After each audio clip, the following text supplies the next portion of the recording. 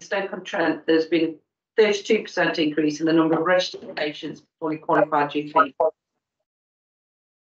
way above the national increase of such being around 15%, and the highest increase by some way within our ICS. There have been a plethora of initiatives over a decade or more to attract qualified GPs to Stoke-on-Trent, but despite these, the situation has worsened considerably. What fresh new initiatives, especially for Stoke-on-Trent, are in the pipeline to stem this increasing trend of a dearth of GPs in what is, after all, an area recognised as having significant health inequalities, namely Stoke-on-Trent?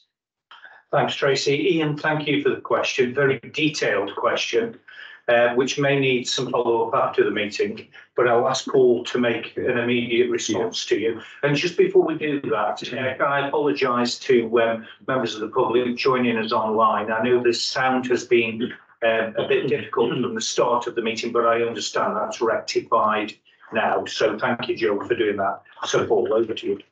Thank you, Chair. As you say, Ian, a very, very detailed question. And I think we'll come back to you and have a chat to you outside of this about some of the things in there. You're absolutely right. What you're going to hear about later in terms of the system level access improvement plan is a number of initiatives looking at how we support GPs, how we bring new GPs into the area. We do that through a mix of coaching, mentoring, support programs. How do we attract more new GPs who have qualified more locally to stay in the area? So lots and lots of things that are being done across the whole of Staffordshire Stoke-on-Trent. We've got a primary care workforce group now, which has been established, which has got key stakeholders on there. I think we've got members of the public on there, stakeholders, we've got the deanery on there and so on. And what that's now going to do is to produce that more granular plan as to what do we do in particular areas, how do we target particular areas. Stoke-on-Trent as a whole is a good example of where we've got a particular issue. There are other pockets around Staffordshire as well. It's not just in Stoke-on-Trent. So that workforce group will be looking at what's the plan in order to actually make sure that we can target down onto that. I think the other thing to say is that increasingly general practice is about more than just GPs themselves. And we've got the additional roles. We've got pharmacists, we've got physiotherapy, we've got all sorts of other roles, advanced nurse practitioners and so on, working within general practice. So just looking at the number of GPs can sometimes be misleading because we need to look at the overall capacity of general practice to be able to work with their population.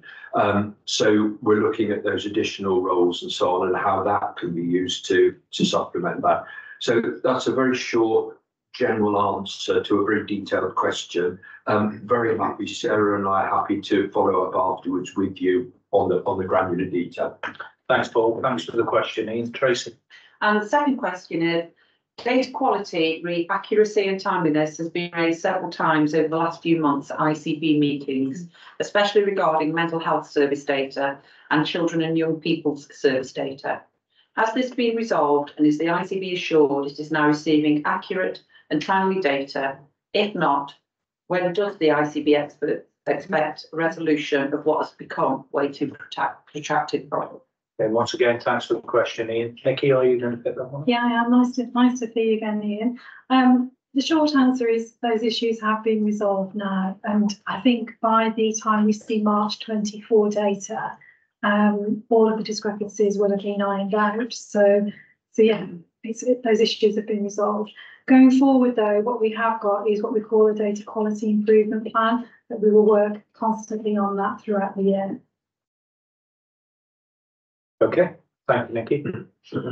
Tracy, any? No further questions. Thanks, Tracy. Ian, thank you again for your interest in the questions.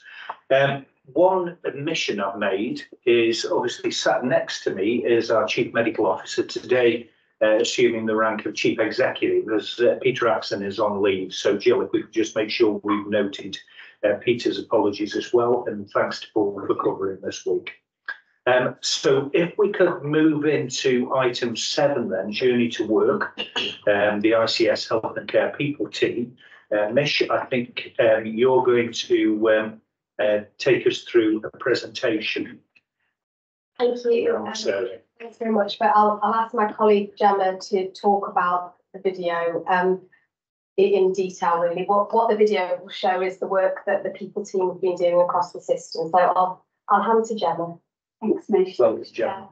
Hi everyone, for those who don't know me, I'm Gemma Trainer, head of the ICS People team. The video and the infographic that's in the pack do describe the sort of journey really well, and the video does really well describe what we've been trying to achieve in terms of our inclusivity and our access into health and care jobs across the system and solving some of those workforce challenges. So you'll see that quite a few of our partners from across the system are featured in the video, and some of our team also. But it really does bring together the work of the team and our system partners in delivering a long-term workforce plan, and in turn contributing to the system priorities and recovery plan. So Imogen, if you're happy to share the video, and then I'll follow afterwards. Bye. The Health and Care People team is part of the Staffordshire and Stoke-on-Trent integrated care system. Our role is to encourage and support people with the right values, regardless of age, gender, ethnicity and background, to work in our wonderful health and care system. We recognise that together we can make a powerful difference, and so we work closely with education providers, the voluntary sector, NHS trusts, primary care networks, local authorities and independent social care providers to secure a sustainable recruitment pipeline for the future. Our commitment is to be fully inclusive, to reduce health inequalities across Staffordshire and Stoke-on-Trent, to ensure that our workforce is representative of the communities we serve and that we look after our people. Our Journey to Work concept supports people at all stages of their work journey. As part of our educational engagement, we are inspiring young people from primary school age right up to college through our award-winning virtual work experience programmes, support from a variety of health and care ambassadors, and through our range of bespoke resources and information representing what it's like to live, learn and work in Staffordshire and Stoke-on-Trent. And I think most of them have entered that room not realising the message behind them until they've actually started to do the activities, and I think they've all walked out of the room taking an awful lot away from it, certainly giving them a wider insight into both the career but also an awareness of people out in our community. Through the creation of new T-level placements, we are helping students gain invaluable industry skills for their future careers in health and social care services. T-levels also enables our colleagues to develop mentoring skills and share their experiences with the next generation of staff. Ambitious plans are also underway as we expand into the worlds of digital and business administration. From my experience, even with radiographers and apprentices, a lot of them said they wish that something like that was back in their time when they were at college. I think it's just because we do a lot of academic studying, just like normal A-levels, but there's just the placements, and I think that's what employers are really looking for, is that experience. Personally, when you study A-levels, it's very hard to get experience fitting around your timetable when you're studying for a lot of exams, but in T-level that is part of the course. Our apprenticeship schemes have been a huge success in recent years, supporting many people into work. From unique entry-level roles to career progression opportunities, our apprentices develop their career, skills and competencies with the whole system in mind, experiencing a range of placements in a variety of health and social care settings. Through our partners sharing apprenticeship levy funds, health and social care organisations within Staffordshire and Stoke-on-Trent have also been able to access learning and development opportunities for new and existing staff. Our outreach work is pivotal in ensuring that opportunities within health and care are available to our seldom heard communities and across more deprived areas. The outreach team deliver information sessions to a wide range of underrepresented groups and communities, working closely with job centres, Amity Hub, YMCA and other support organisations. We encourage and support personalised and inclusive recruitment by supporting individuals to be informed, confident and ready to take their first step in their journey to work.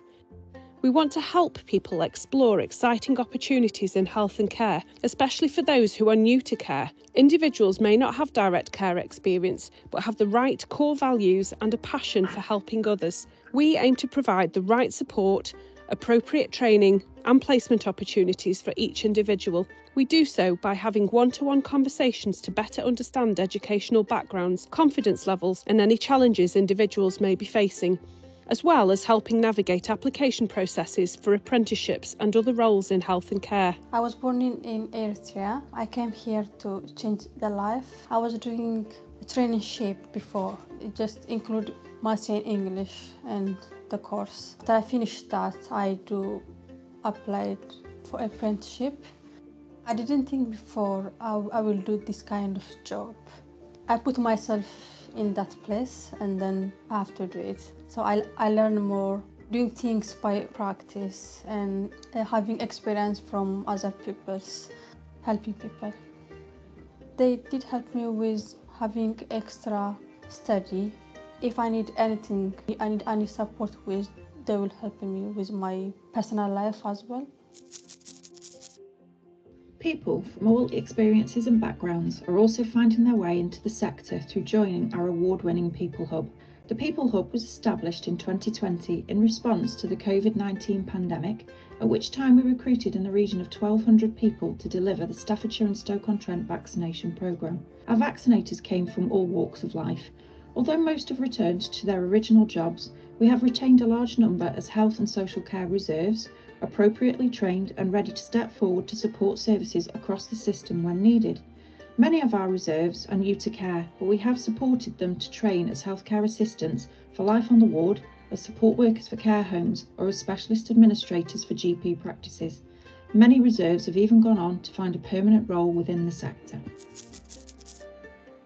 Building a pipeline of health and care staff for the future is not enough, and our team also collaborate with system partners to retain and improve employee experience. In Staffordshire and Stoke-on-Trent, we know our workforce is our most valuable asset, and we are committed to looking after our people. We are doing this by creating and implementing workplace cultures that support health and well-being.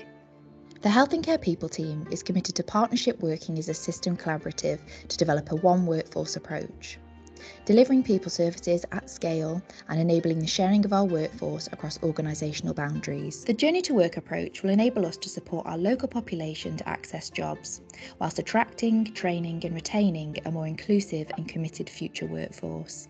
Looking after our communities and our people will strengthen our offer to increase our pipeline, create opportunities for everyone and ensure our workforce represents our local population.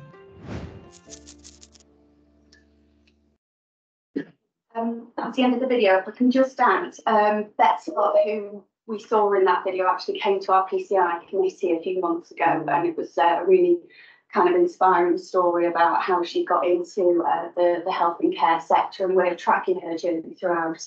And then just finally, that kind of one workforce anchoring institution approach.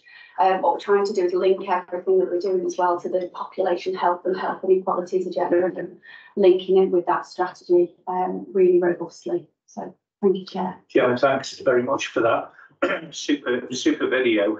Apologies if it's been covered, but do you take this into schools, colleges? We're hoping to. So that's the next step really, is where does this video go? And we're pulling together a communication marketing plan.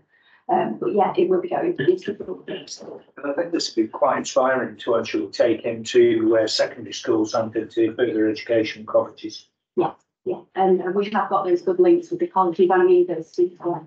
Yeah, okay. Any good points, Sugar? Thank you, Sharon. Jim, obviously we've seen this already in terms of our PCR, but I think it may just be worth sharing just sort of the longer term ambition, particularly in terms of supporting the long-term unemployed and also those not in education, employment and training, and really trying to help address the wider issues within the whole borough across over Staffordshire, and how a project of this nature can really help with some of that. Absolutely, and I think it sort of touches on those within deprived areas or those that aren't too close to employment right now, so bringing them closer. And there is also a project that we're supporting around care leaders covenant, so linking in with those care leaders as an example of that work. Thanks, Shaka. Julie? Thanks very much. It's a great video, isn't it? It really just shows how good things can be when you work together. I was just wondering, I'm not sure about sort of the age profile of existing volunteers with interests, but how are we connecting with those volunteers? Thanks, Julie. And we're working really closely with VAST and Support Staffordshire. One of the schemes that we are running in conjunction with UHM at the moment is a volunteer companion role within the People Hub. So that's one example. But VAST are supporting VAST in a bid that they've submitted to foster the volunteer workforce across Staffordshire and Stoke. So that will very heavily be linked to this pathway as well. So they'll kind of feature throughout in terms of perhaps volunteering to get into a role and get that work experience, but also perhaps at the end of their career as well. Joseph. Thank you, Chair. Thank you for the video. And yeah, great video. It links actually to what David was saying. So I was lucky enough last week to actually meet a group of about 20 Year 10 students and do a bit of a careers tour, what's the NHS like. And one of the things and they weren't academic students really, so they weren't like to go and be doctors and get good A levels and things. One of the things they struggled with was seeing themselves in a role in the NHS. So I think something like this where they can see people that are similar to them will be really, really great. And hopefully, anything that can try and broaden the number of people who want to come in and the different routes has got to be good, hasn't it? So fantastic. Thank you for sharing it. Great point. Tracy? Thanks, Gemma. Thanks, Mish. Fantastic video. I was looking up, Mish shared it with us, and I'd seen that previously. I'm just thinking about members of the public could be watching today, or certainly we get lots of members watch this back on our website. Is there something who do they contact? I noticed the QR code. Is there anything we can say, please look here, because it's on our website, where they can contact to actually get more involved with this? Yeah, absolutely. It's on the ICS and the ITB website. So thanks for that, Tracy. As I said earlier as well, we are going to do a proper kind of communication and marketing plan in terms of how we get it out there to as wide an audience we possibly can. So from kind of primary school age right through to existing employees within our system as well. Thanks, Steve. Thank you, Chair. So, thank you. Just a quick point in terms of your marketing campaign, talking about getting into health. I think if you don't mind, it will also be really quite reinforcing to demonstrate what opportunities are in health if you're already in health, because we have just appointed a new consultant psychiatrist in the trust. She started their life as a healthcare support worker. And so the route that they went through from the development that they had through to the experience that they had, I don't think that they would have ended up there if they hadn't have had the right encouragement to go from where they were to where they are. So I think there are a lot of people leaving health for different reasons. So the opportunities presented there might be something worth reinforcing as well. Yeah, great example. Gemma, and it's the same point really that Steve's just raising. In terms of the People Hub during COVID, we had a number, I think it was about 30, Tracy, of I was in the city council at that point. About 30 of our leisure staff went and volunteered into the intensive care team in the hospital. 2 at least of those health trainers have gone on to take on training as nurses. I think there may be more, but at least 2 of them did that. Going the other way around, when we talk about health and social care, one of our young refuse collectors from the city council came and volunteered in adult social care and has now entered training as a social worker. So you're absolutely right, Steve. It's about that social movement, if you like, and upskilling our existing staff who may not see or know the opportunities that they've got. So I think there's something very much about that. Great. Okay. Thank you. I must be the plug for Spring Pod actually, because my 17-year-old son looks at Spring Pod, and by far, which is a virtual work experience program, and by far the largest number of opportunities on there seems to come from Staffordshire and Stoke-on-Trent, more than anywhere else. So I think it's fantastic, and he's obviously he's thinking like a teacher, he obviously knows what a doctorate in nurses, and he's saying to me, oh, what's an AHP? Because the whole week he's been putting around AHP, so I think spring pod and the what's done around is absolutely fabulous. If I could just comment on that. Yeah, do Gemma, yeah. Thank you for that, and it is something. So the Spring Pod do a lot of work across the NHS in particular, but what we wanted was the bespoke Staffordshire and Stoke-on-Trent. So yeah, that's really good news that that is prominent in that virtual work experience. Great, Stacey. Yeah, again, love the video. I'm just wondering if there were any plans afoot to do anything to include people who would struggle to get into mainstream work, such as people with learning disabilities, etc. We do a specific programme at UH&M called Project Search.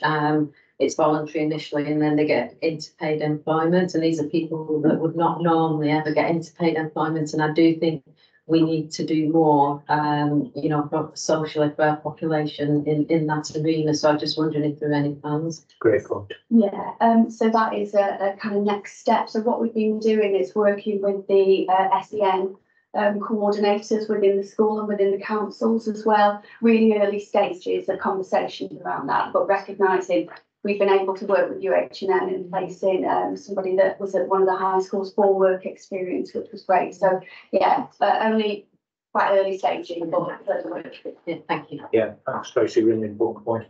Ish, we'll stand on the back of Tracy's question before I bring Simon. If that's okay, Yeah. And just to say that I think with all of these things, what we would ask from colleagues around the room is support around placements.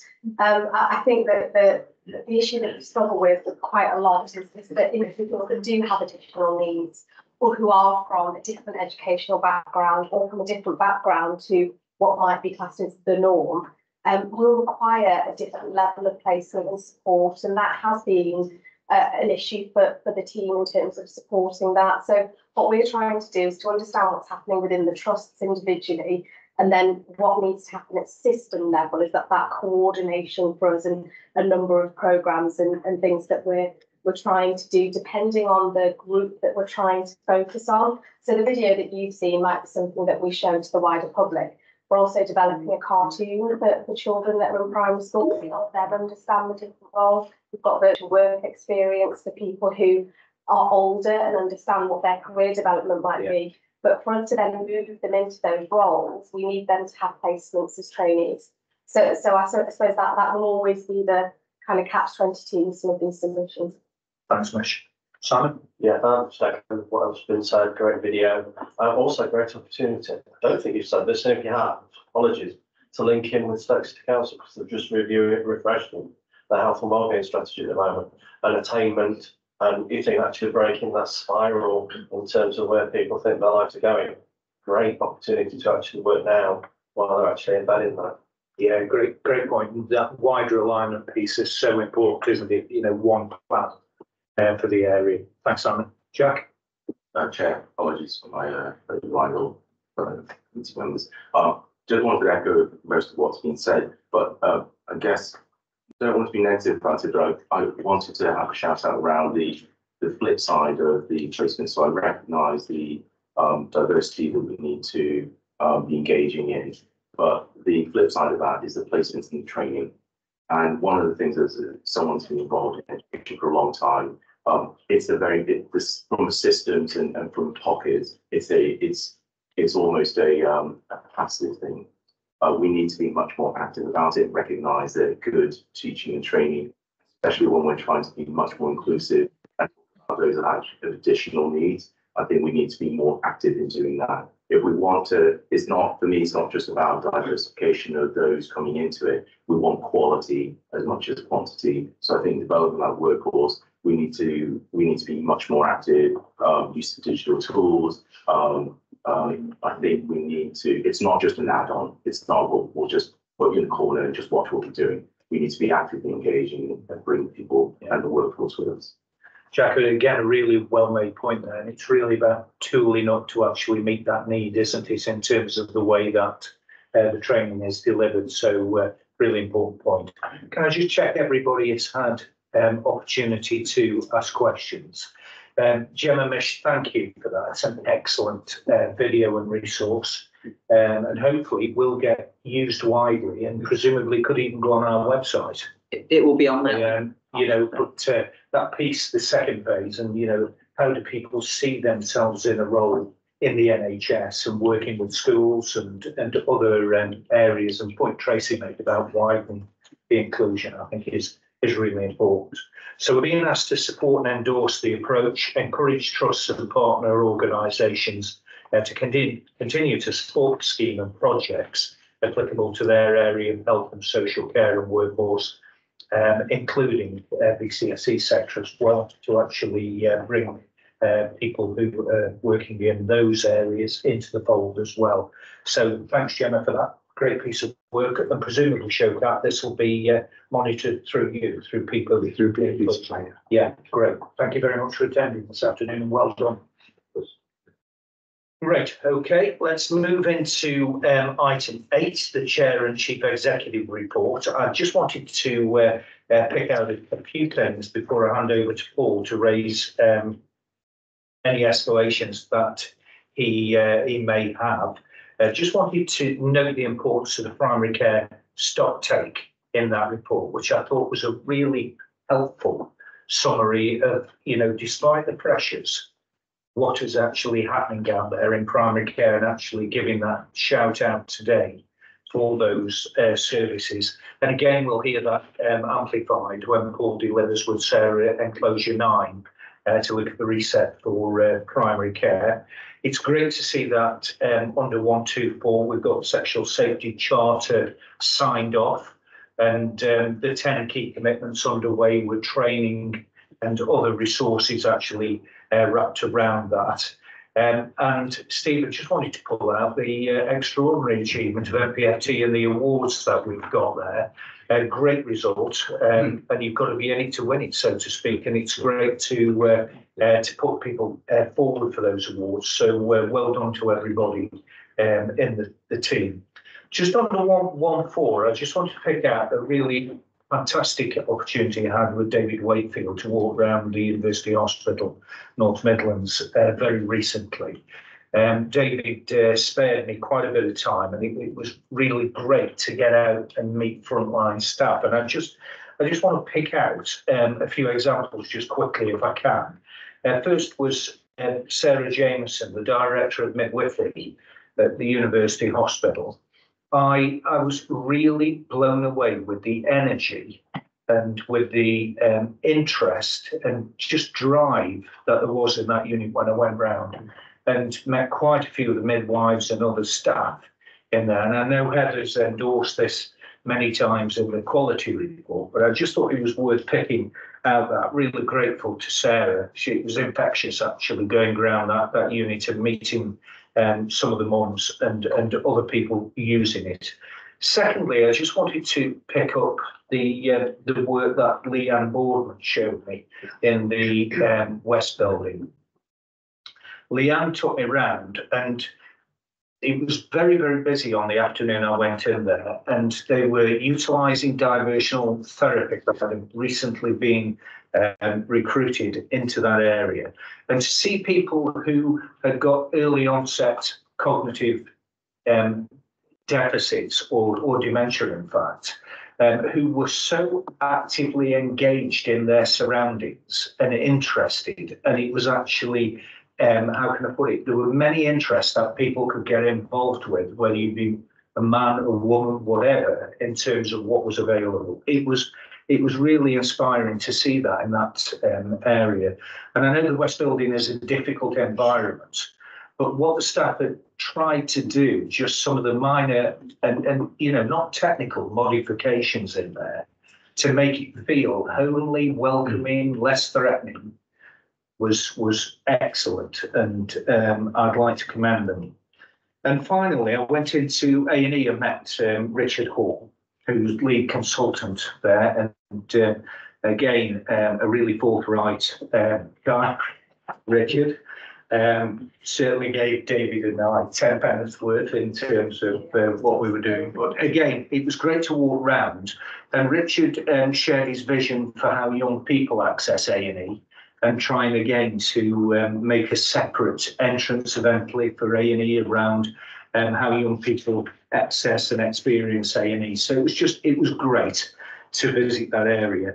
And I came away just thinking, despite all of the negativism that might be around in the press and elsewhere around our services, to see staff who were so fired up and so patient-centric on that afternoon was truly humbling and inspiring. So Tracy, if you would just reiterate my thanks to the staff for that.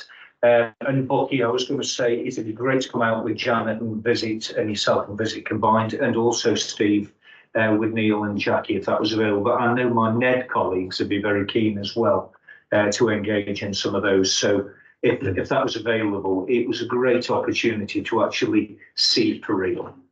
And Chair, if I may, the short answer is of course, but we'd also wish to extend that offer to visit some of our more complex services around the country, including our prison service and substance misuse services, because as you know, not everything is on this side. Yeah. So yeah, certainly be up to that. So it'd be great to get the feel for mental health and LD services, and some of the older people's services as well. Tracy? Just to say briefly, it was lovely to host you. Very happy to host anybody around the table should they want to come and have a look around. And just thank you for your kind words to those staff. I will feed that back. And finally, just to let you know that Sarah Jameson has just got a part-time role working nationally with the National Maternity Improvement Team. So that's real kudos for Sarah, for the organisation. It's fantastic. Doesn't surprise. No, it didn't surprise me either. Thanks, Tracy. Just in the report, there are many other items just to note. Sorry, around International Day for Midwifery and Nursing, some of the Leadership Academy and development work, some of the mental health work, Bucky, around the rehabilitation work that Combined are engaged with. So some really great stuff going on there. Heather, I'll bring you in, then I'll hand over to Paul. Yeah, thank you. I just wanted, while we were on the subject of the visit, really, I just wanted to probably pull out a little bit ahead of my report one of the key messages, key takeaways from the day I talk about where we did the visit with the region in early March. We've been up before, we've been several times before, and one of the things that really stood out for the day was, and I'll quote and unquote, the report does include it, there was a palpable feeling of inclusivity, exactly as you've described, and that stems from Sarah and Anne-Marie and everybody else's leadership. And we did acknowledge that on the day, so I'm delighted for Sarah's appointment into that national role, but I'm equally and rather selfishly delighted that we get to keep her part-time as well, so that we don't lose all of that leadership. Yeah, we've talked about the workforce and challenge and cloning people like that and developing. That was the question I asked, who's going to fill your boots? And we do have a really good person that we hope will fill her boots part-time and succession plan for the future. Yeah, absolutely. Okay, Paul. Thank you, Chair. I'm just going to highlight two. One was to go back to the primary care that you talked about at the beginning. I just want to pull a couple of the statistics out for that and just highlight that. We tend not to focus so much on primary care. So I think just in that first paragraph, just to emphasise, an 8% increase in the number of GP appointments and appointments across primary care last year. The fact that we were one of the very few systems in the country that supported the extra winter appointments for primary care. Primary care provided an extra 80,000 appointments over that winter period. It's always difficult to be absolutely clear exactly what impact it had on, for instance, ED, etc. But undoubtedly, 80,000 extra appointments did make an impact. Coming back to the question that Ian asked at the beginning around that increase in workforce, and there's some things down in there. And then I think reassuringly right at the bottom, some really, really good statistics around mental health, learning disabilities and autism and the practice-friendly schemes and so on. So there's a lot of good news in there, and I think really good to do that. Second one I want to pick up is just around the finance. So I think it's paragraph 2. I know Paul's going to talk to us a little bit about last year and this year. I think just to highlight the work that was done by everybody to bring us in just under our control total of, I think it was 91.4 was our control total. A lot of work that went on there. And I know there's a lot of work on Chair over the last few weeks and months around this year's plan and so on. And just, I think, really just to highlight the huge amount of work that our collective chief finance officers, chief people officers, and chief operating officers have done over the last few months, obviously supported by all their teams, but just a huge amount of work that has gone on. Now, Paul's going to talk about the operating plan for this year. And that was it, Jeff. Thanks very much, Paul. So just check this, Julie. Yeah, thanks, Chair. I just want to say as well, fantastic achievement for MPFT, but also in there is actually using people for social care. I think it's really good to acknowledge that.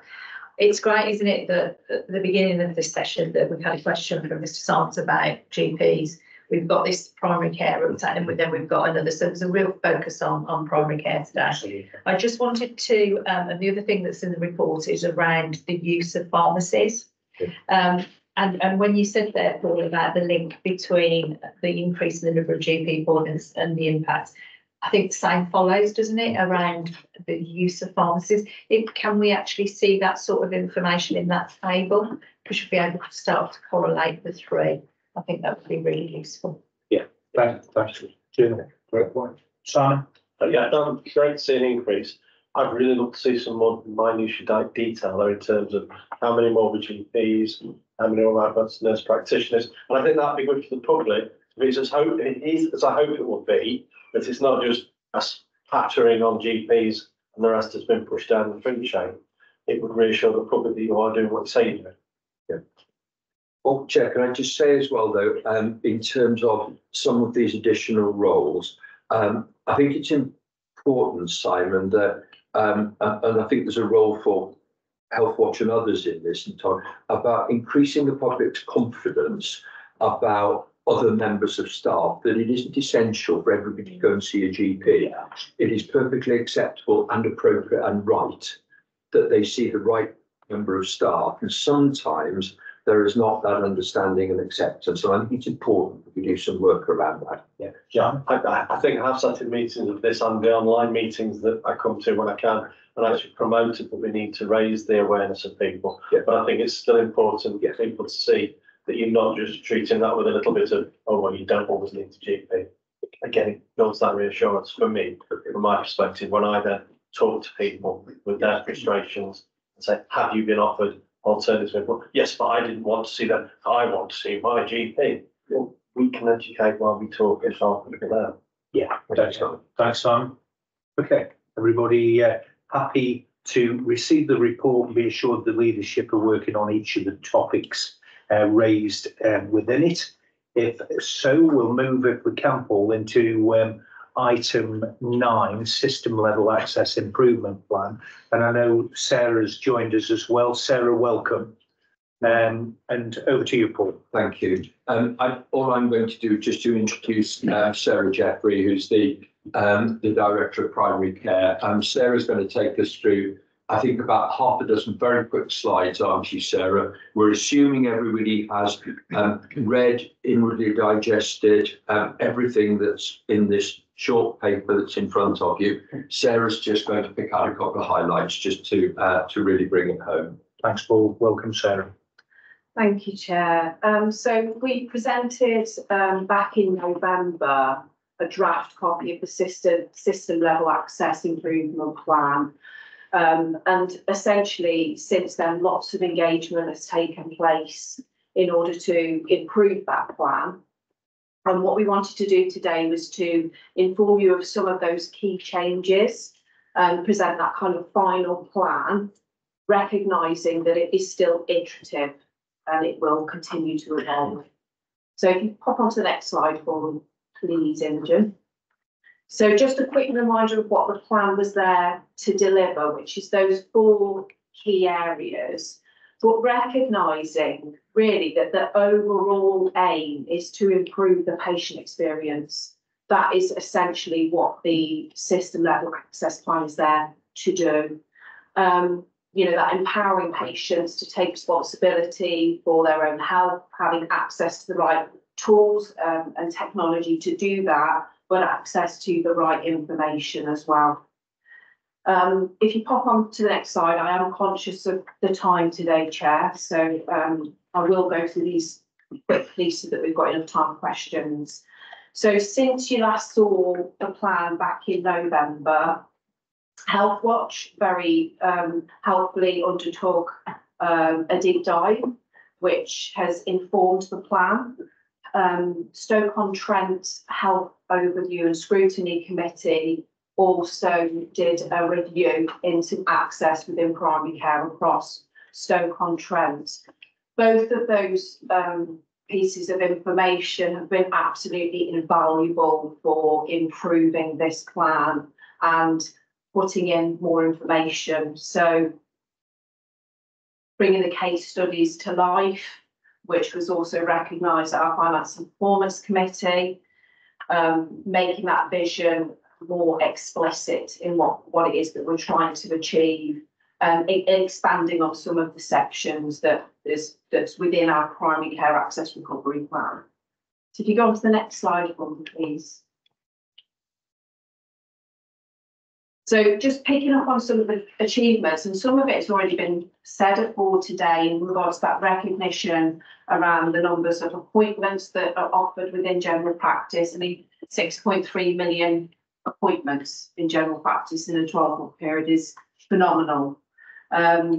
All but one of our practices are now offering all patients access to their medical records online. So the other thing is that importantly, we have developed between primary and secondary care an interface agreement, which is that collective understanding to work together on cutting down on bureaucracy. So supporting our GP colleagues and our secondary care colleagues in things like ensuring the streamline of services for patients, fit notes, issuing of repeat medications and follow-ups, etc. So we have an established primary and secondary care interface group, which is across North Staffordshire and Stoke-on-Trent, which links in with UH&M. We have a group that started to be established in our southwest, southeast and east of the patch, which is looking at that interconnectivity with University of North Derby and Burton. And the southwest, we're just in conversations with our colleagues and our neighbouring ICBs in regard to those relationships with Royal Wolverhampton. Can you pop onto the next slide for me?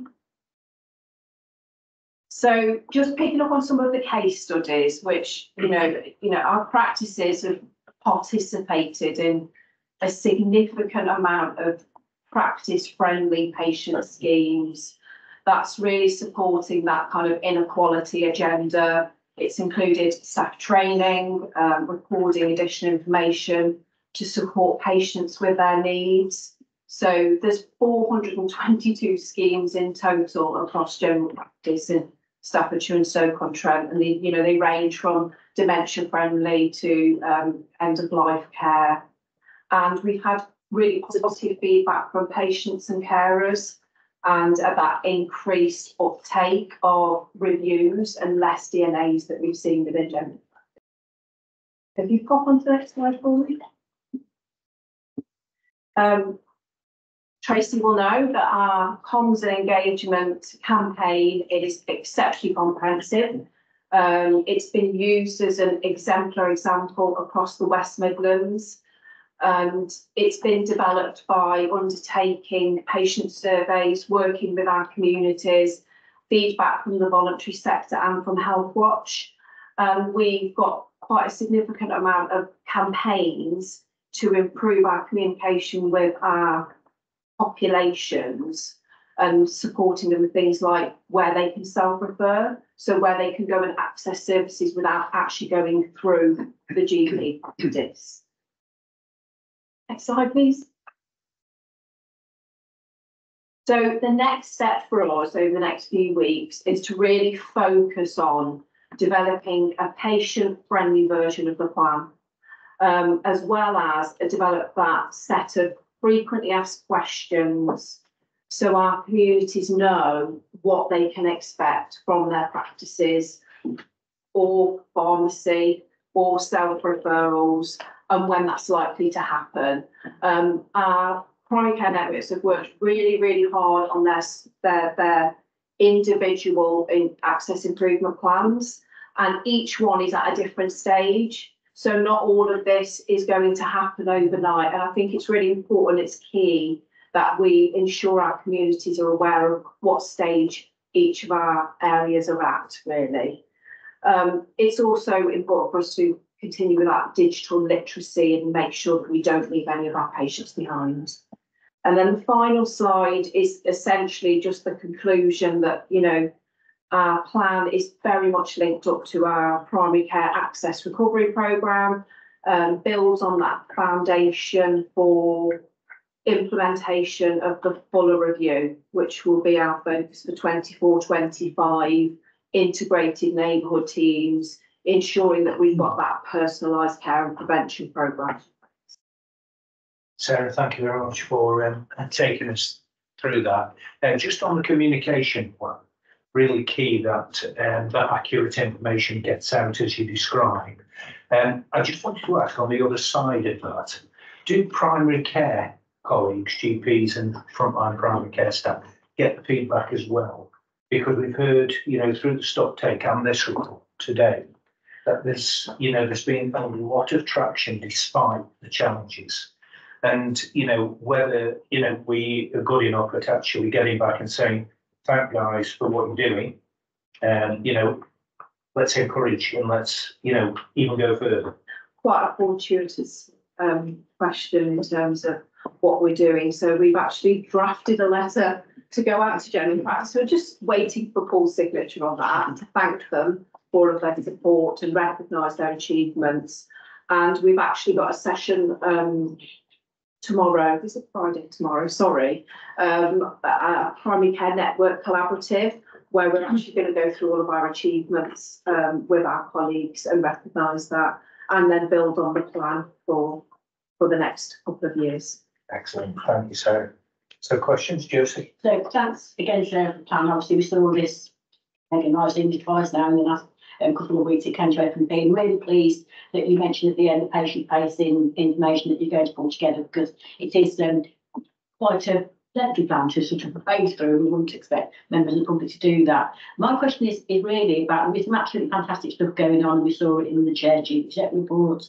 It's about, I guess, going back to Simon's comments about how patients feel. Does it feel like that for you out there? And with some of the newer initiatives, like the Pharmacy First, I'm probably, maybe my ignorance, not clear about how we're getting patient feedback in terms of how that's working, because clearly we want to promote a broadening access, but we don't want people to be put off if they're not getting a good experience, and I'm not sure how all that works. Thanks, Josie, good question. Yeah, I think the patient feedback is extremely invaluable in terms of the way that we operate and connecting with our colleagues in the future, and some of our GP practices have also fed back some of that patient feedback from their experiences as well. But I don't think we're capturing it routinely, recognisable enough, and I will link in our communication team about how we go about doing that. Thanks, Josie. Showcap. Thanks, David. I just wanted to understand so there's been 6.3 million appointments offered, and so we've seen an increase, which is great to see. But how that sits against the demand for appointments.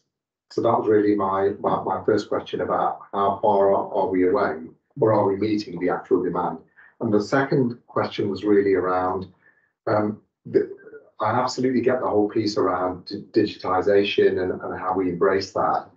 But the most vulnerable in the community, particularly where English may not be their first language, or the elderly, there still remains a challenge, and they're often the people who need, from a medicine point of view, access to a GP more than others.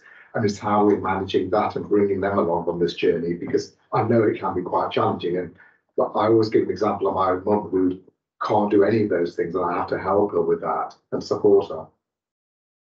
Yeah, she raised a really important point, and I think that's how, in terms of working with our communities and our community leaders, our patient champions in ensuring that, you know, how they access that information, how they access those appointments is translated, how we ensure that that's communicated. So again, that comes back to us working with our local communities to ensure they have the right information, relevant information as well. We have to recognise that not everybody is digital literate, for example, or English is first language. And that's how we engage with our PPGs, etc., and our GP colleagues. And the other point about the level of demand against the 6.3 million? I think that in terms of level of demand for primary care, it's almost like, and I'm sure Jack will back me up here, you can't measure it because it never ends. It's almost like indefinite. So the more and more capacity you put on, the more and more demand there is for that capacity. We don't routinely measure the capacity within general practice. For example, Jack may have further insight about how he measures how many calls he gets per day, how many of those are for an appointment with a GP, how many are then diverted. It's impossible. It's not impossible. It's very difficult to measure that demand. Okay. Jack, do you want to come back on that particular point before I bring others in? Yeah, so really interesting question. So I think I'll start with your second part, so measuring demand. So one of the things I think in the last couple of years is that IT, especially within primary care, certain specific general practices, is massively transformed. So I think use of digital telephony, use of online consultations actually has helped us to get the granular detail. So we can tell you from a smartphone now what our missed call rate is, average duration, peaks and troughs, different times of day, different days of the week. We can tell you frequent callers, all those. The flip side of it, let me show you that demand will always outstrip supply. The reason for it is that we're free to use service at point of contact. Not only that, we're on a block contract. So whilst other providers might say you only commission us for 10, but we're not seeing 11, actually we always get rated whatever we deliver. It's never quite enough. So I'd like to kind of balance that argument about it's a perennial thing, both in the media and within our industry, that whatever is provided is never enough to do. The other side of it, I think, is that whilst we measure activity, it's only relatively recent. So all the activity, actually the activity is much higher than what we're counting. Because at the moment, they're only captured through the clinical systems and they're being kind of pulled through into a centralized repository. So, and that's only within, for example, the mainstream clinical system. So we have add-on, bolt-on services outside of that. So to give you an example, our online consultation sits alongside our main consultation, and a lot of that activity occurs. Now, for that to be recorded, most GPs nationally have turned around and said, "This is crazy." So you want us to prove that we're doing some work by capturing information that we're doing on another sort of system, transferring it just so that someone can count to say that we've done work. And most GPs, I have to say, said, this is just nuts, because we'll end up doing the same work twice just to prove we've done the work. I think the other thing is that there's a lot of transaction where patients are kind of turning up to telephone or reception, and which again is not captured to prove that work has been done. So I want to assure everyone on the board, as well as the lay public, to say that whatever activity is measured, general practice, in my personal view, and I'm very partisan and passionate about it, is that we are doing more than what's been captured. Now, can we do that more efficiently? Can we do that better? Yes, we can. And there is a range of, responses to new ways of working, new models of care. The other last point is around digital exclusion.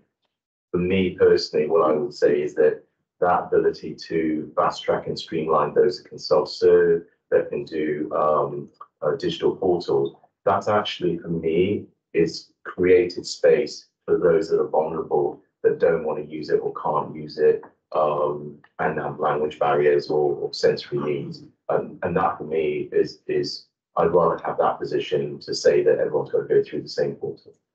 Thanks, Julie. Thanks. I think that's a really important point that Jack's just raised about that range of services as well. For me, there was something about the patient experience that I just wanted to pick up. So it's great increasing number of appointments, right, 91% within 2 weeks. Unless I'm not understanding, that's not telling me the average amount of time that people are waiting. So, you know, is it a week? Is it 3 days? Is it 10 days? And for me, there's something there just about understanding in that initial triaging of the phone call, if there are people in crisis, whether for practical or mental health reasons, how is that triage? Do we know about that? So I'm not quite thinking that those particular indicators really give us information about the experience. So no that yet. Okay, Paul. Thank you. Yeah, I just want to make a point to segue to a future part of the agenda when we talk about the plan for the year we're now in, 24-25. So a central part of that is developing system collaboratives where the Trace is leading. And I think we made massive progress on the primary care, as Sarah set out. I think for us, the next step is that greater integration of primary care across the pathway. And really that's where, you know, I think we need to really focus our efforts in the new years. How can we get the best benefit from, you know, the patient journey across the whole pathway from primary care through secondary mental health and community care. Okay, thanks, Paul. Okay. Thank you.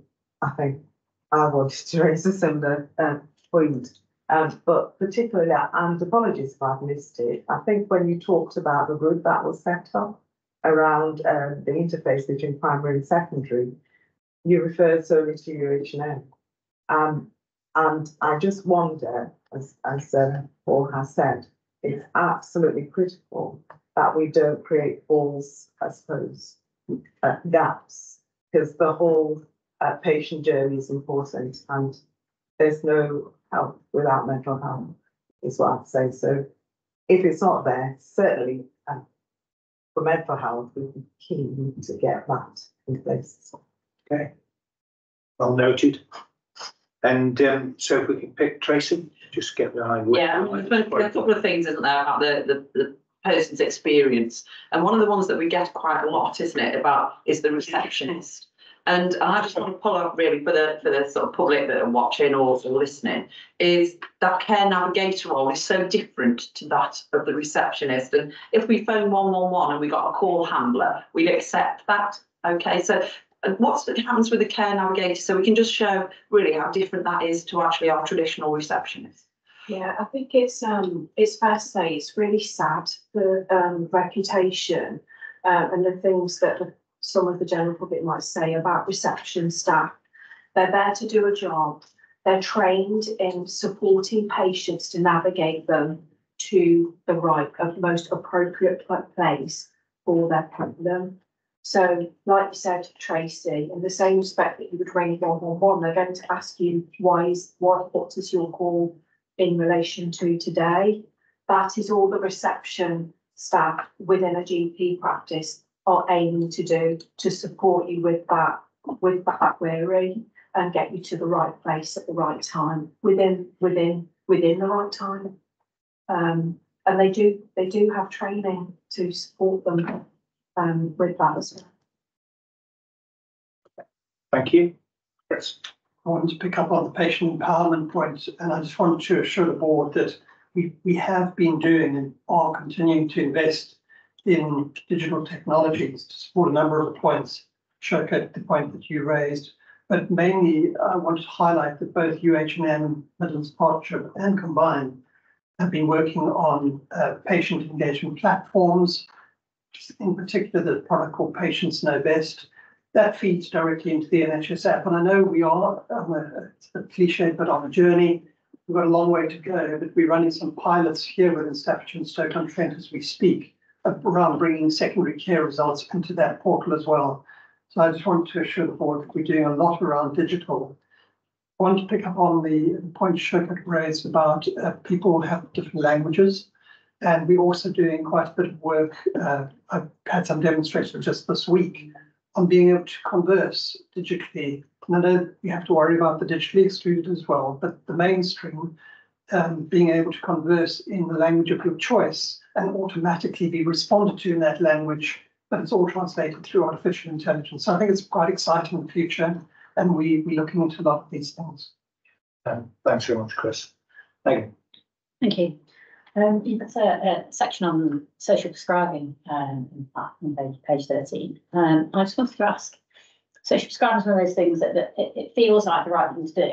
And I suppose I'm interested in how far along we are in gathering enough data at a granular level to really evidence impact that social prescribing is having to justify either an increase or reduction in expenditure on social prescribing.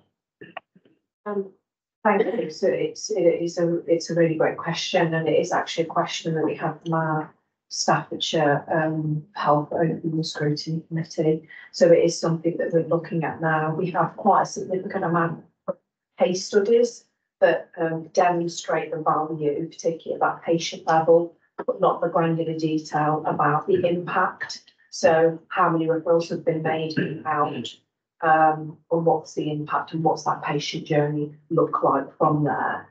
So it's something that we're developing at the moment. Okay, so we'll take our final 3 questions and then we'll move on if we can. Tracy? Yeah, Gemma, I can't remember the exact words that you used, but when you were talking about capacity with GPs, I was just left with a feeling that we didn't have a sense of what the full capacity was out there with GPs. Can you assure me that I'm wrong on that? Capacity in terms of, if you're looking at doing basic capacity and demand, you're trying to work out what you need for your population. The first thing you need to know is what capacity have you got? Then does the demand match the capacity? And if not, what's the shortfall? Or there was something you said that just left me with a feeling that we didn't understand the capacity within GPs. We do, obviously, we do have access to the capacity that's available through the clinical systems and how much is being offered. But as Jack said, it doesn't really truly demonstrate how much is actually being offered. And are there plans to capture that then? Because I think that's important. I think we do need to know what's being offered, and we do need to know what our full capacity is if we're going to meet the demands of our population. Yeah, I think it's something that we would have to explore. Probably with Chris's help. So Sarah, can I ask you just follow up the question that Tracy given today, because I think it is important.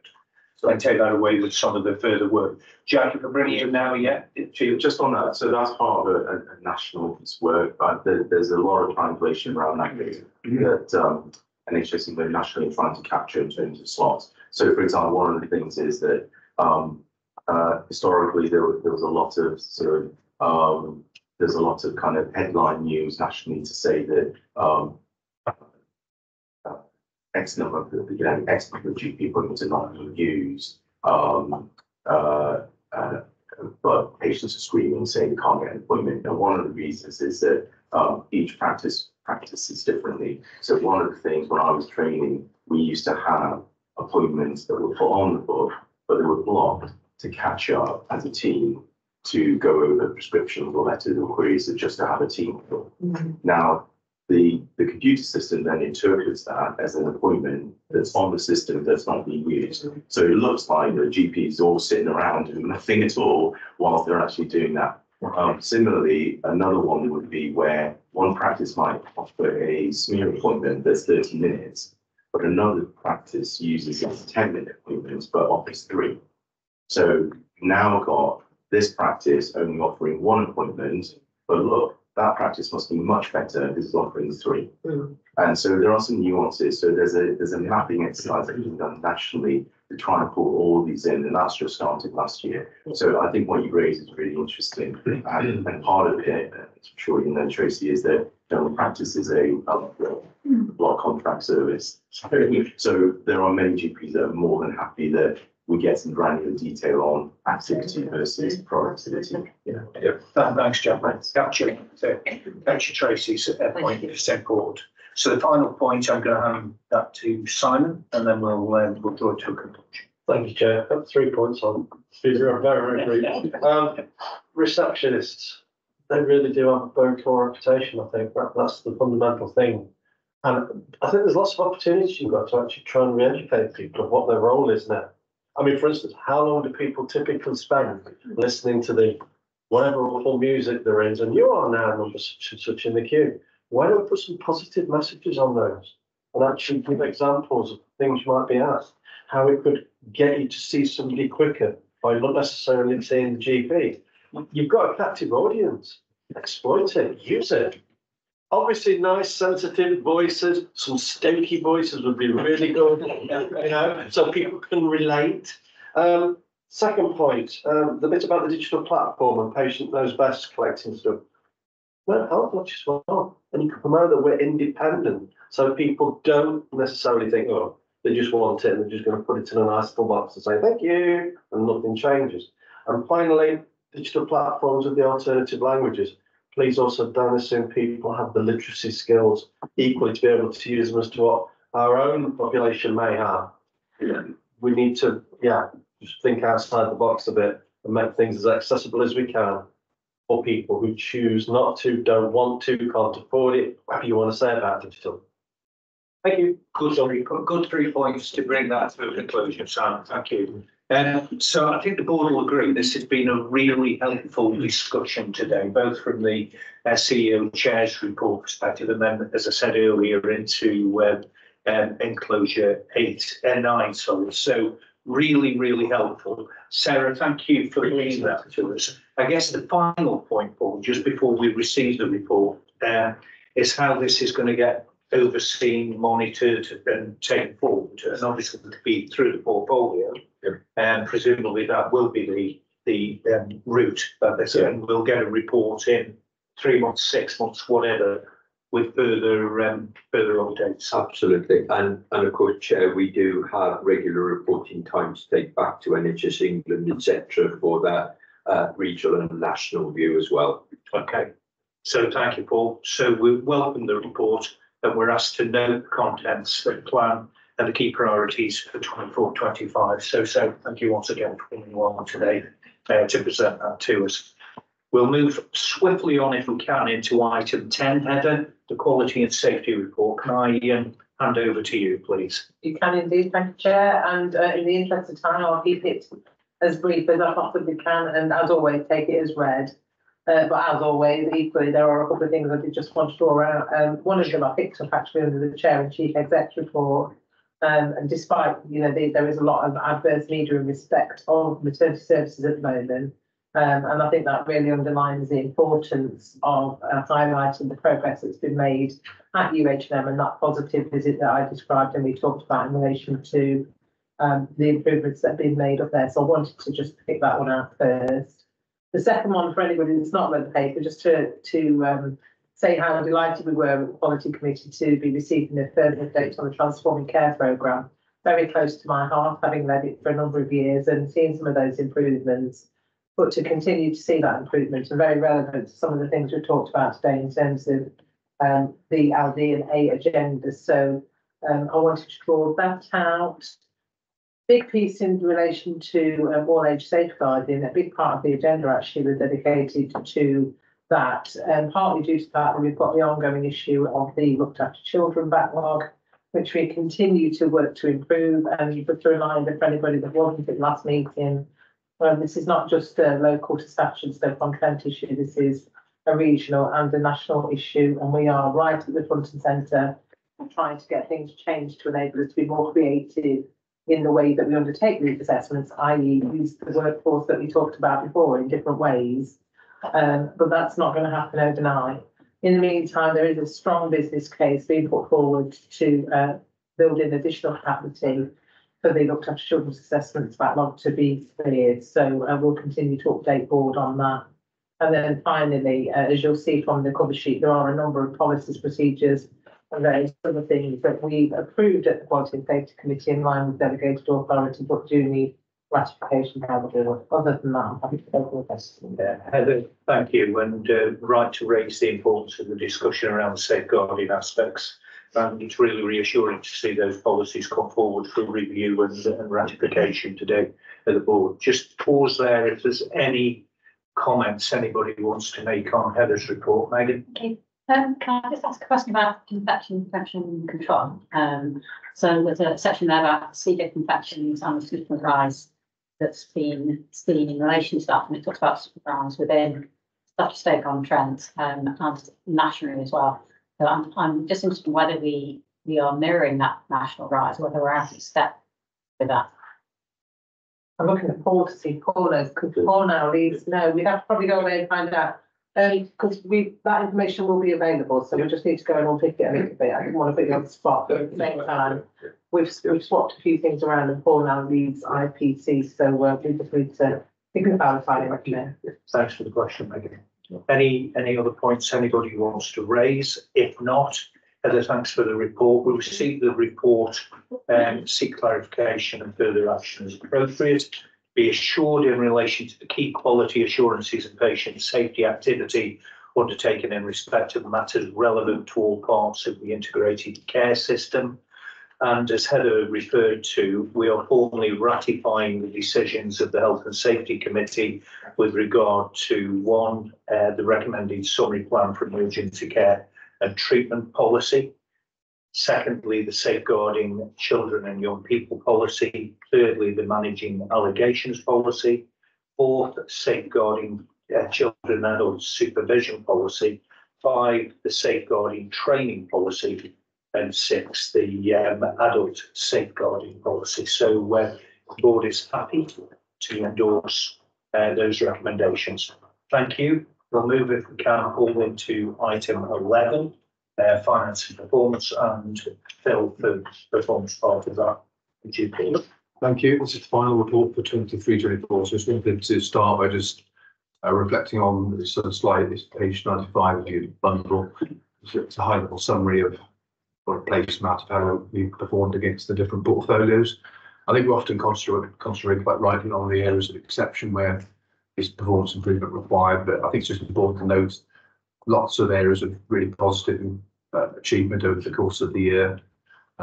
So children, young people and maternity portfolio in terms of the children complex needs project with John Rouse leads, that's lots of success there, really green on track. Same, Heather's just mentioned, maternity and neonatal care. In terms of planned care diagnostics, improving the waiting list and the 85% achievement of day case utilisation is obviously very notable.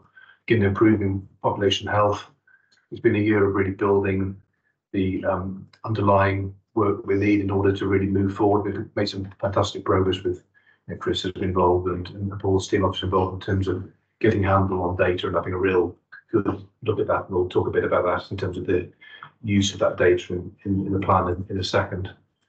In terms of emergency care, we've really taken forward the concept of the single point of access. We'll talk about that a bit further when we talk about the recovery plan. Mental health, learning, disabilities and autism, lots of areas of improvement there. Pick out the crisis pathway work we've done. When we go talk about already in this meeting, a bit positive feedback there. We've got to know, and finally, end of life. I think we're very proud of some of the work we've done on end of life over the last year, and particularly in change in the number of patients who die in the place that they choose is very significant and should be noted. So Chair wanted to quickly note some of the successes, and we'll also talk as it was about the exceptions in a second. In terms of the financial position, Paul referred to that at the start of his chief executive update. So a really challenging year. We'll remember this time last year we were putting in a plan with a huge amount of risk. You forget quickly, don't you? But inflation double-digit this time last year, and that all happened after the plan. So we had all that to contend with. And that's so obviously a very, very difficult year. And mid-year we were looking at a deficit of over 140 million. So I think in that context, what we delivered as a system, as Paul said, is fantastic achievement. It is obviously a deficit, but it's a deficit within the control total that we've set. The control total, as Paul's referred to, was 91.4 million. And it was a collective effort to bring in the system at 90.9, so 500,000 under that.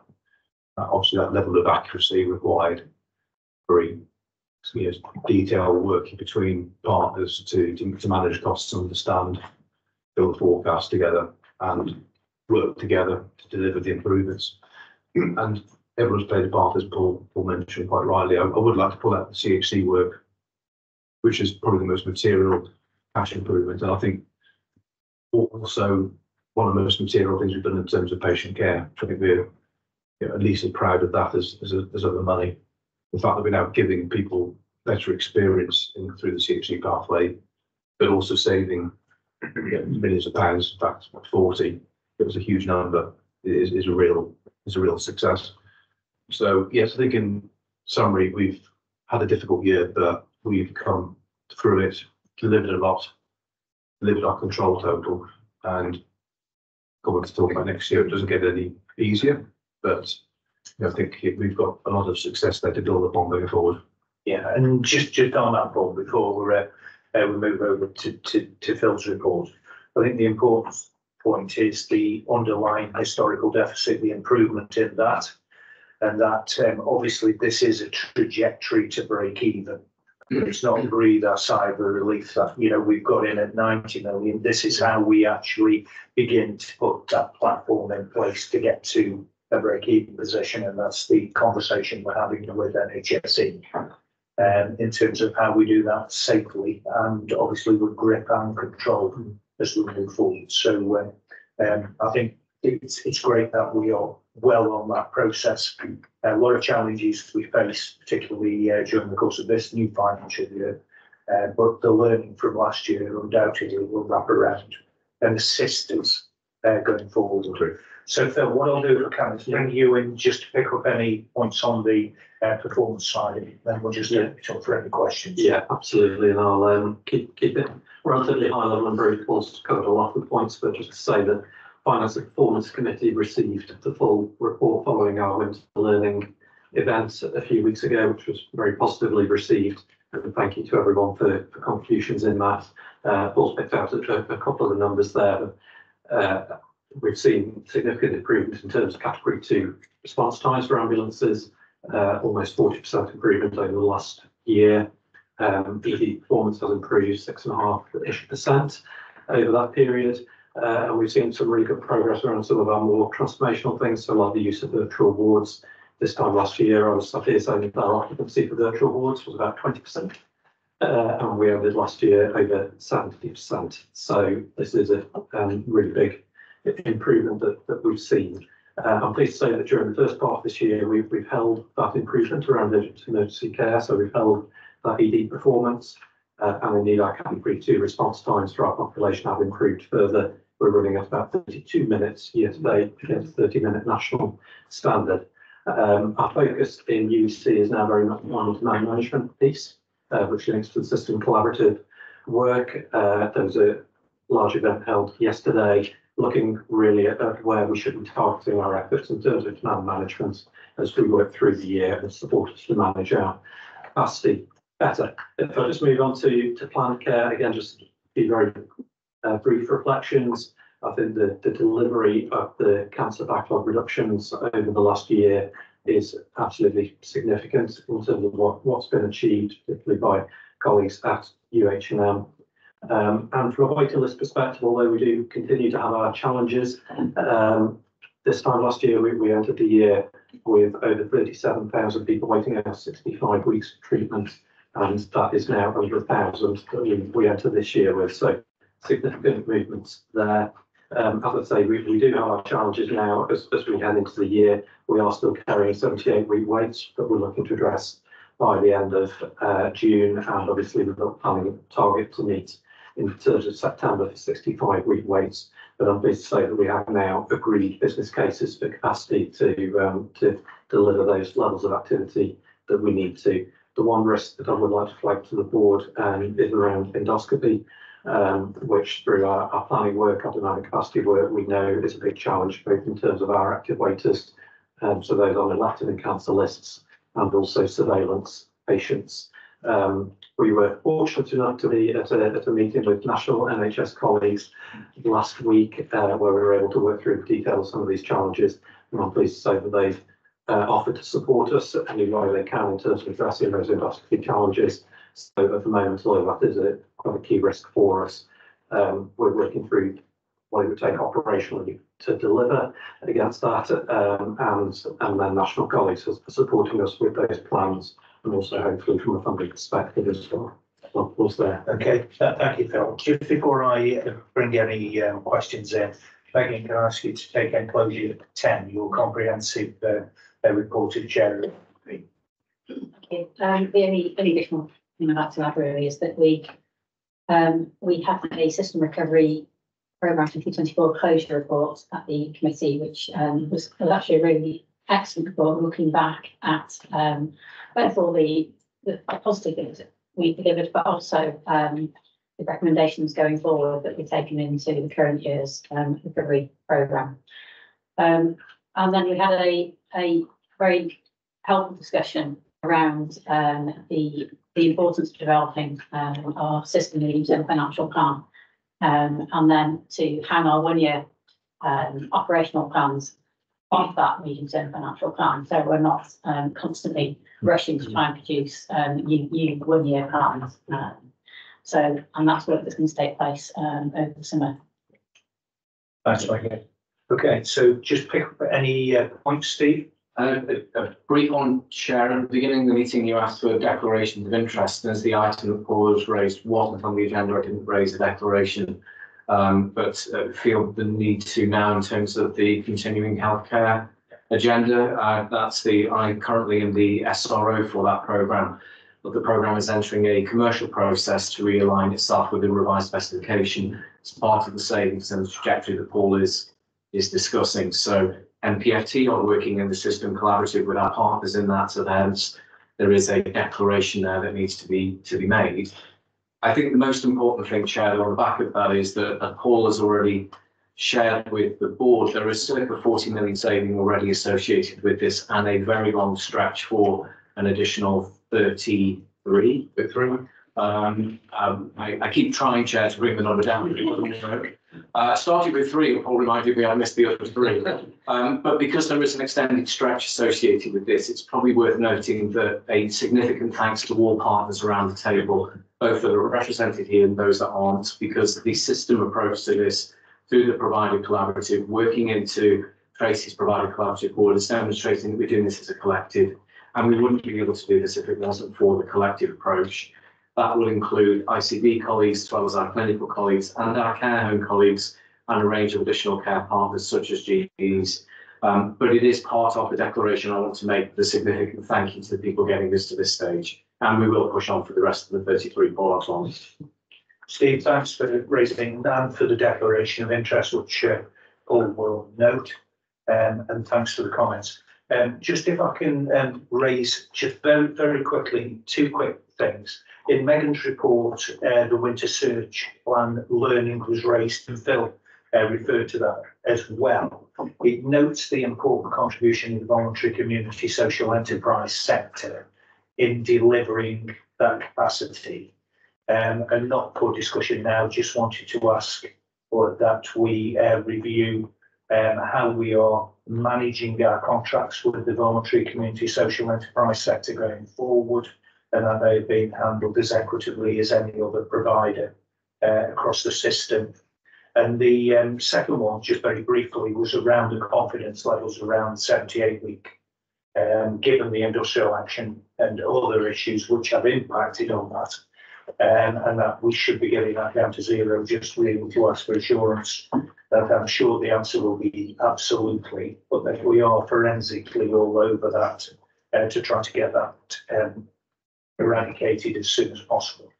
I mean, Tracy may want to comment on this as well. From my perspective, certainly we work through very granular detail of that each week. We also do it through our Tier 1 national discussions with national colleagues as well. There is the route to get there. We've got business cases signed off and approved now. It's just dealing with the variation, if you like, that that happens day to day to ensure that we land that, but certainly we've got the trajectory in place to achieve that. Thank you. Tracy.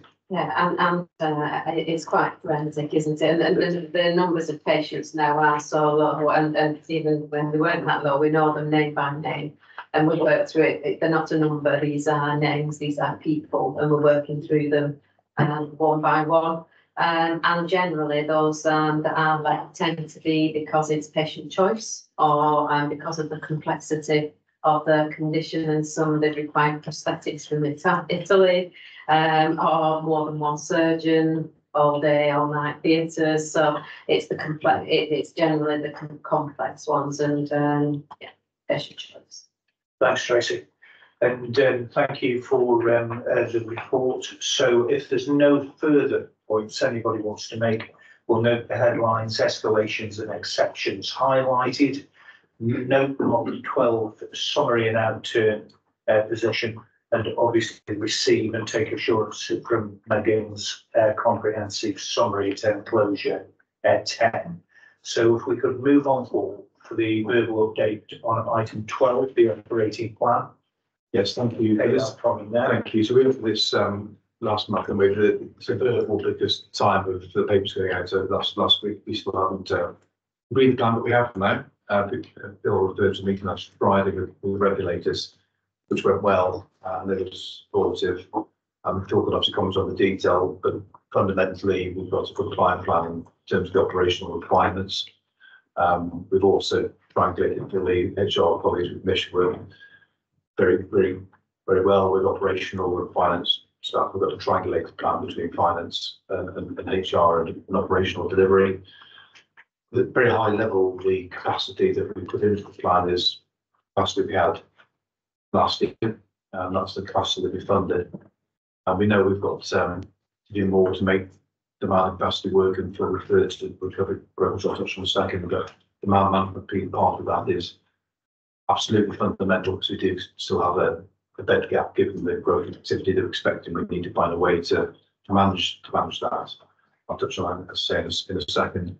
So fundamentally, the message is that the plan is compliant operationally and in terms of workforce. I do want to particularly mention the work of the Health and Care Senate. Rachel Gallio, who chairs that, has been really helpful. So it's absolutely been a plan that we've developed collaboratively with clinical colleagues, which is obviously absolutely fundamentally important.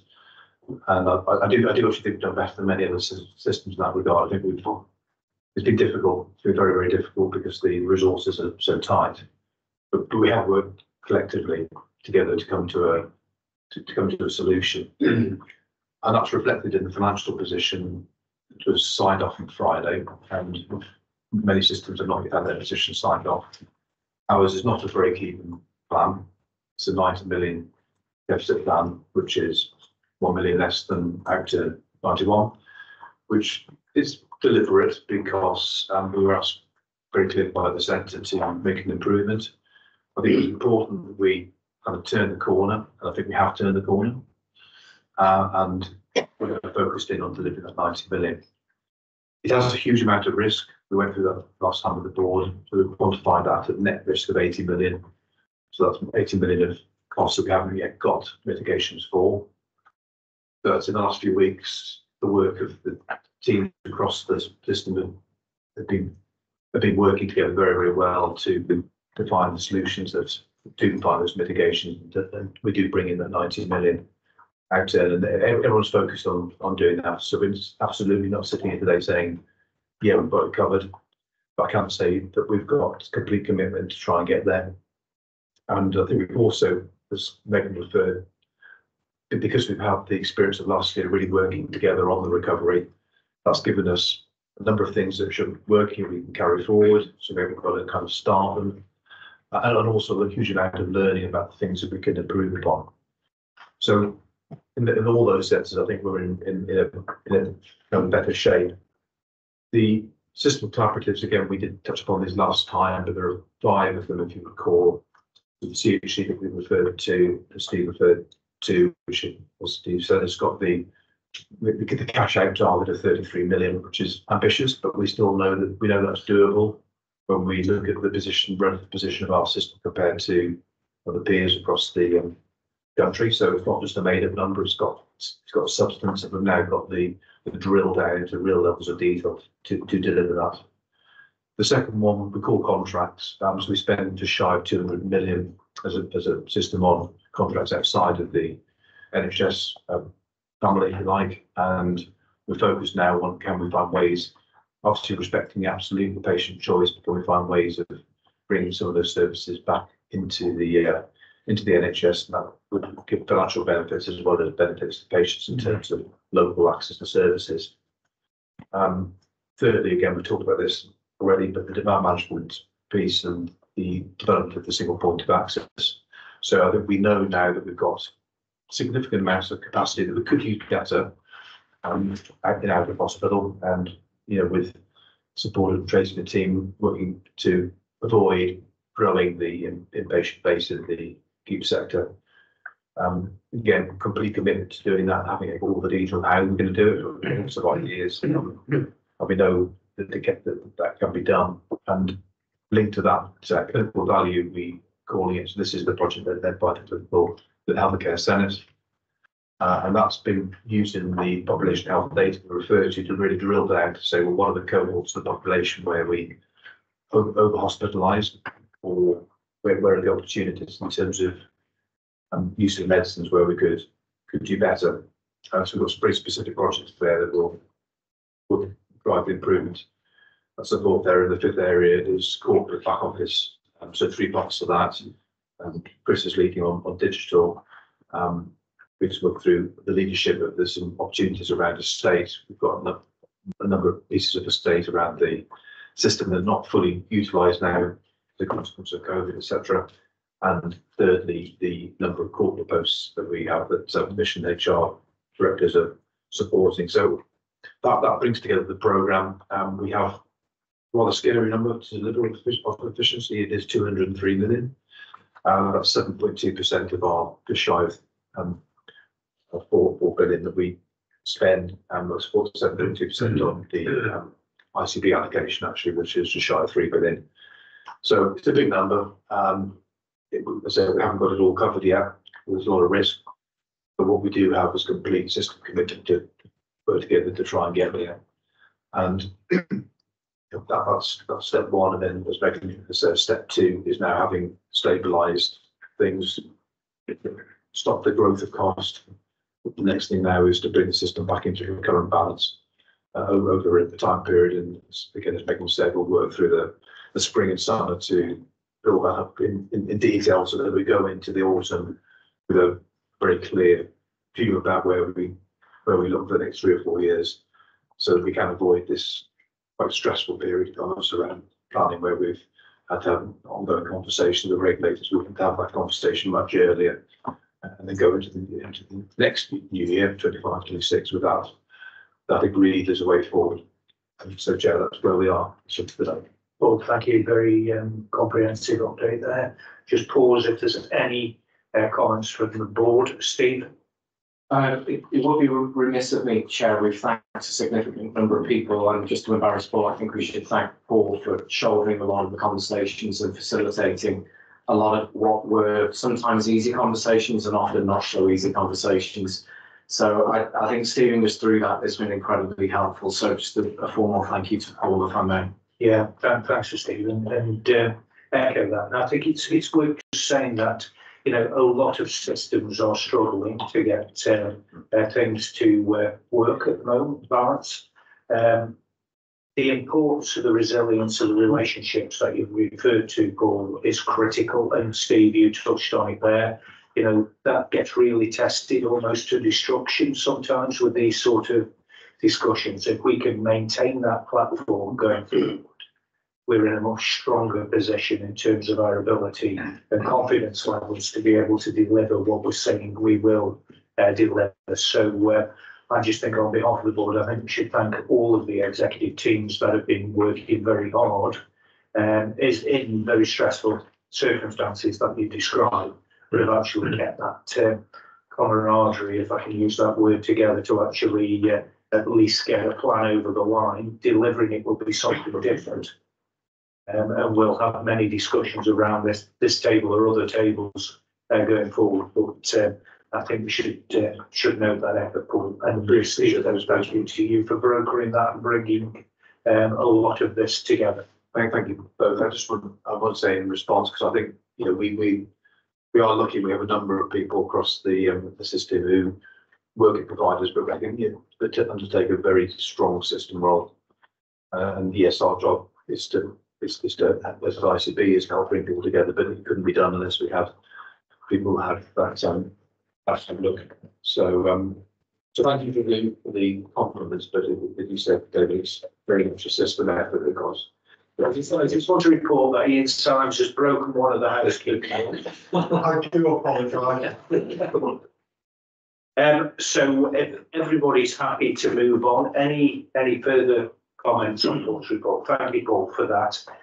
Paul, EJ, if we could move into item 30. Paul said too many points around the table. Ian took me off my guard there with his mobile phone. Yeah. So Health and Care Centre, in terms of reference, are suggesting changes. Yeah. Right, thank you very much, Chair. So you've got a paper, time-honoured fashion. I'll assume everybody's read the paper and gone through it. Chair asked me yesterday, would I just do a couple of slides just to re-emphasise exactly what it is that that is being asked for. So go on to the next slide, please. So just a little bit of background, just to remind us what the background is. Health and Care Senate had since 2019.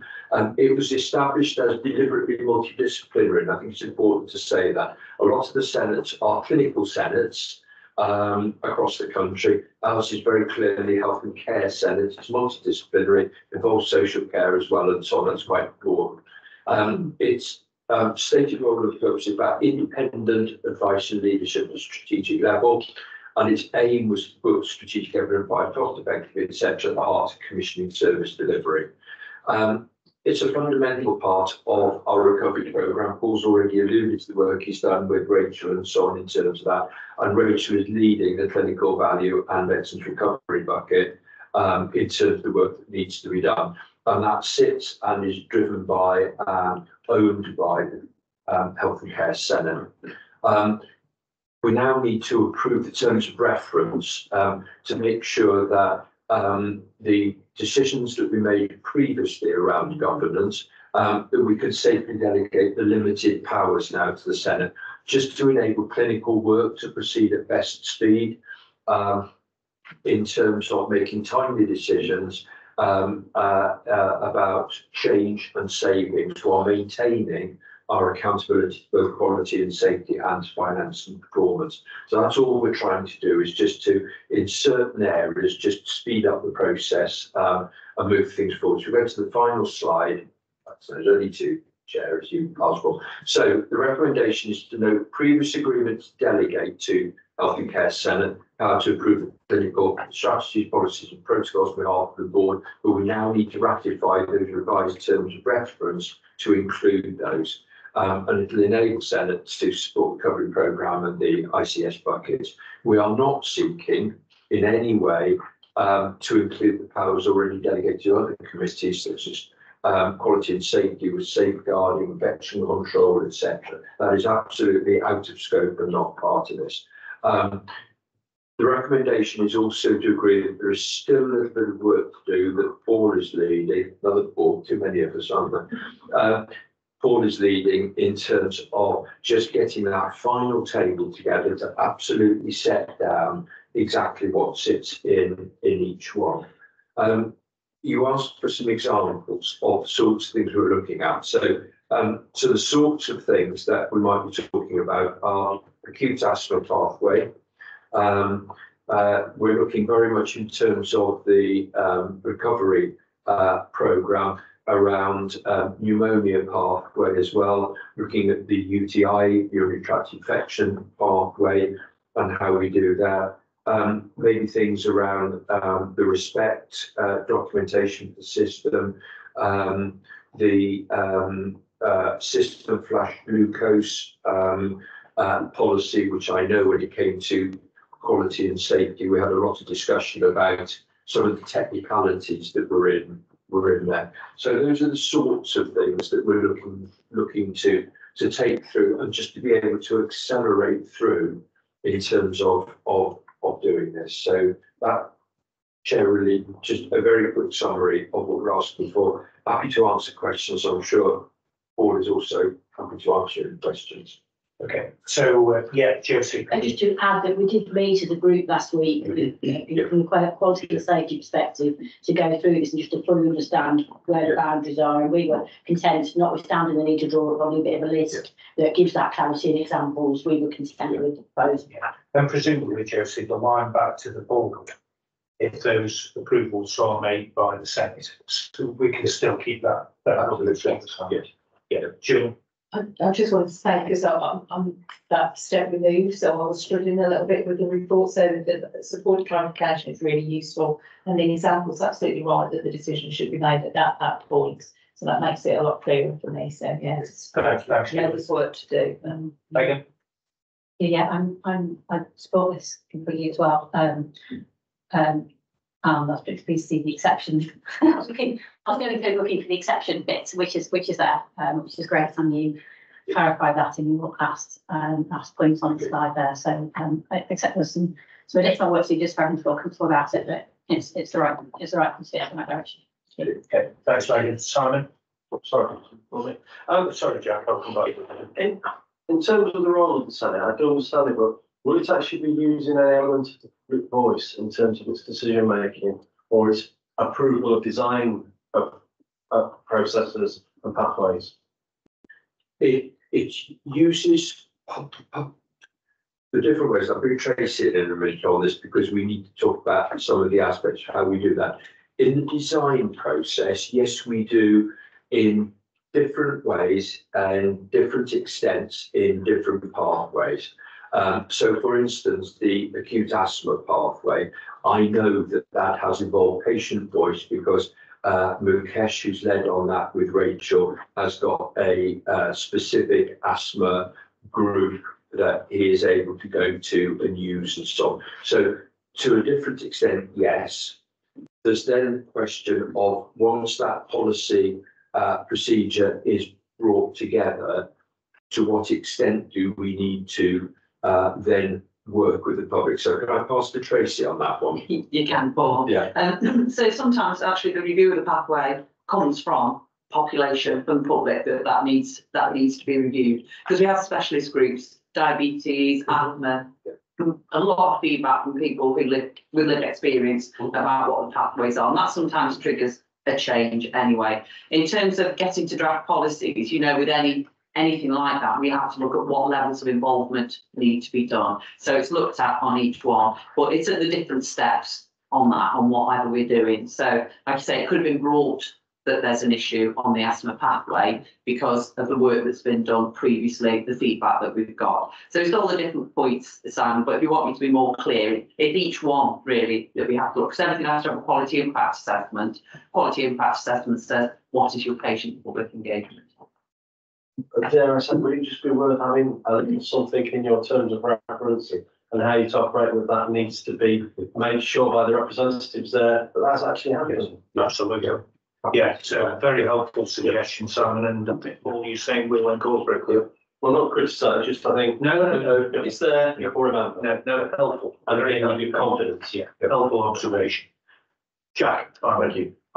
So I think this is the right thing. I'm supportive of it. I'm disappointed to see that there is a lack of direct general practice representation in the standing order members. I think it's important, whilst they may be co-opted or a number of these things in terms of transactions, or I hope you appreciate most of the heavy lifting in terms of policies and procedures and pathways that really will be transacted in general practice. And I think it's important to have an early voice or input without the need to sort of drag things out. I appreciate there are GPs that will be within the current framework, but I think it's important to engage. Helpful observation as well. We can have a look at that. I mean, we do have we do have GP involvement in the Senate at the moment. So yeah, we'll look at the wording on that, Jack. Yeah, thanks for raising that, Jack, and that be taken away from noted. Okay, colleagues, so everybody happy to approve the requested delegation of certain clinical policy strategy approval powers on behalf, and to acknowledge that such approval is pending the finalisation of 2 tables of approvals, powers, inclusions and exclusions to appear in the final Senate and updated Q&S committee terms of reference once agreed by the end of the month, and to additionally ratify with the amendments that we've agreed today, the Health and Care Senate's terms of reference that reflect the requested internal delegation of powers, and to note the further work to be undertaken by the governance team to reflect the ancillary paperwork to enact delegation. Everybody happy with that? Okay, thank you. So we'll move swiftly on, if we can, Mish, on to enclosure 12, item 14, the People and Culture and Inclusion Committee. And Mish, when you've just introduced that, if I could hand over to you, Showkat, to do the exception report as chair. Thank you. In terms of the report, I will take it as read. That there are a number of elements in there I just wanted to highlight. In terms of the metrics slide that you'll see, we are on target for reducing those. The agency spend one does look like a bit of an anomaly. That's mainly to do with how it's reported, so I wouldn't focus too much on the plus 1%. Actually, we are at 3.2, which is the target regionally, and it's actually quite a significant achievement based on what I know about some of the other systems in the region. The operational plan, that's been updated on quite robustly by Paul. I think from a specific workforce perspective, there is a reduction planned in year. The majority of that by far is within the agency and bank fields.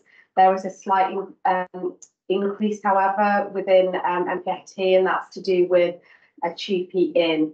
What we will, of course, have to do is manage this really closely, both in terms of course, performance, but also safety. So are we content with the workforce changes that we're going to be making, what the impact of those are, and making sure that our patient safety is absolutely paramount. And myself and the CPOs are working really closely with Heather and the Dons on that. Our risks are summarised in there, and it does mention that we are reviewing our risks. We have had a number of risks historically, and they've primarily been around supply, because of course we have got an ageing workforce. We've also got the long-term plan that we need to deliver. Now we have to balance that risk with the fact that we are in a financially challenged system. So what we are going to be focusing on, and you've seen some of that today, are the pipeline roles, ensuring that we retain our staff and that we work collaboratively so that we can be as efficient as we can under the pressure that we're under. For us to make sure that those risks are mitigated, we also need to consider from a cultural perspective the impact on our workforce. So we're working with our OD colleagues on what that risk might look like and how exactly we will measure that. So actually the psychological well-being of our workforce. In terms of programme delivery, I think we've had actually quite a robust update today. What we're going to be doing is meeting on Monday, though, as the PCI committee to consider our one-year plan, how we will continue to refine and modify what we do to ensure that it meets our needs and also the recovery plan. And that was all from me. Thanks very much, Miss. Chad, the only thing I would say, I mean, that was quite comprehensive in terms of what Mish outlined. Unfortunately, we didn't include part A of the assurance report in the papers, so we will circulate that separately. Mish has covered the high-level details on. I'm sure, thanks much. So any points anybody wants to raise, Bucky? Thank you very much. It's comprehensive and it's probably, as you say, maybe it's missing from that report. Just an observation, and I'm sure you're going to correct me. There appears to be a lot of focus, quite rightly, on, I suppose, the metrics, the workforce. What's missing in there is that well-being support that should underpin our success if we're going to be successful in the workforce metrics. I think that you're right, Bucky, in terms of this particular report. We've got a lot of information in terms of our wellbeing support, psychological wellbeing hub, the work that's being done by the retention coordinator. So I can send that to you, but also take note of that in the next report. I can put some more in to the board. Thanks, Bob. Thanks, Mish. Thanks, Showkat. So we know the workforce position, operating plan submission, risks and mitigation in place to address and receive Showkat's exception report as chair. Thank you. So, Julie, if I could ask you just to raise any exceptions that you've got on enclosure 14 Just or very the committee quickly, chair. exceptional meeting that we had to approve the statutory statements that we have to submit as draft. We approved those, and we will have another meeting in June. They'll be approved in the June meeting. I just want to say thank you to everybody to get to the position of producing those statements so quickly. It's quite an achievement. So big thank you to everybody. Thank you. Okay, everybody happy to take assurance regarding the report provided? Yes, thank you. In terms of any other business, I've got one item that's been highlighted to me. Heather, can I ask you just to give a quick update on the birth trauma inquiry report that's due to be released or has been released? Yeah, thank you, Chair. Sorry, apologies, I didn't hear me. I just really felt in the interest of the fact it's been in the press this week, it was really important to provide a degree of assurance around the all party review of birth trauma that we've seen on the news and read in the great interest this week. And just to set some context, obviously at a future meeting, I will bring back a more comprehensive written report, which will detail some of this, but I just didn't want to go through today's board without raising it. So there are a number of things that we've got in place linked to the work of the local maternity and neonatal service partnership. I'm going to list them in the interest of time, really. So we have, as I think most people know, a really, really strong maternity and neonatal voices partnership. And we do engage with and listen to our mums and families, people who use services through that route.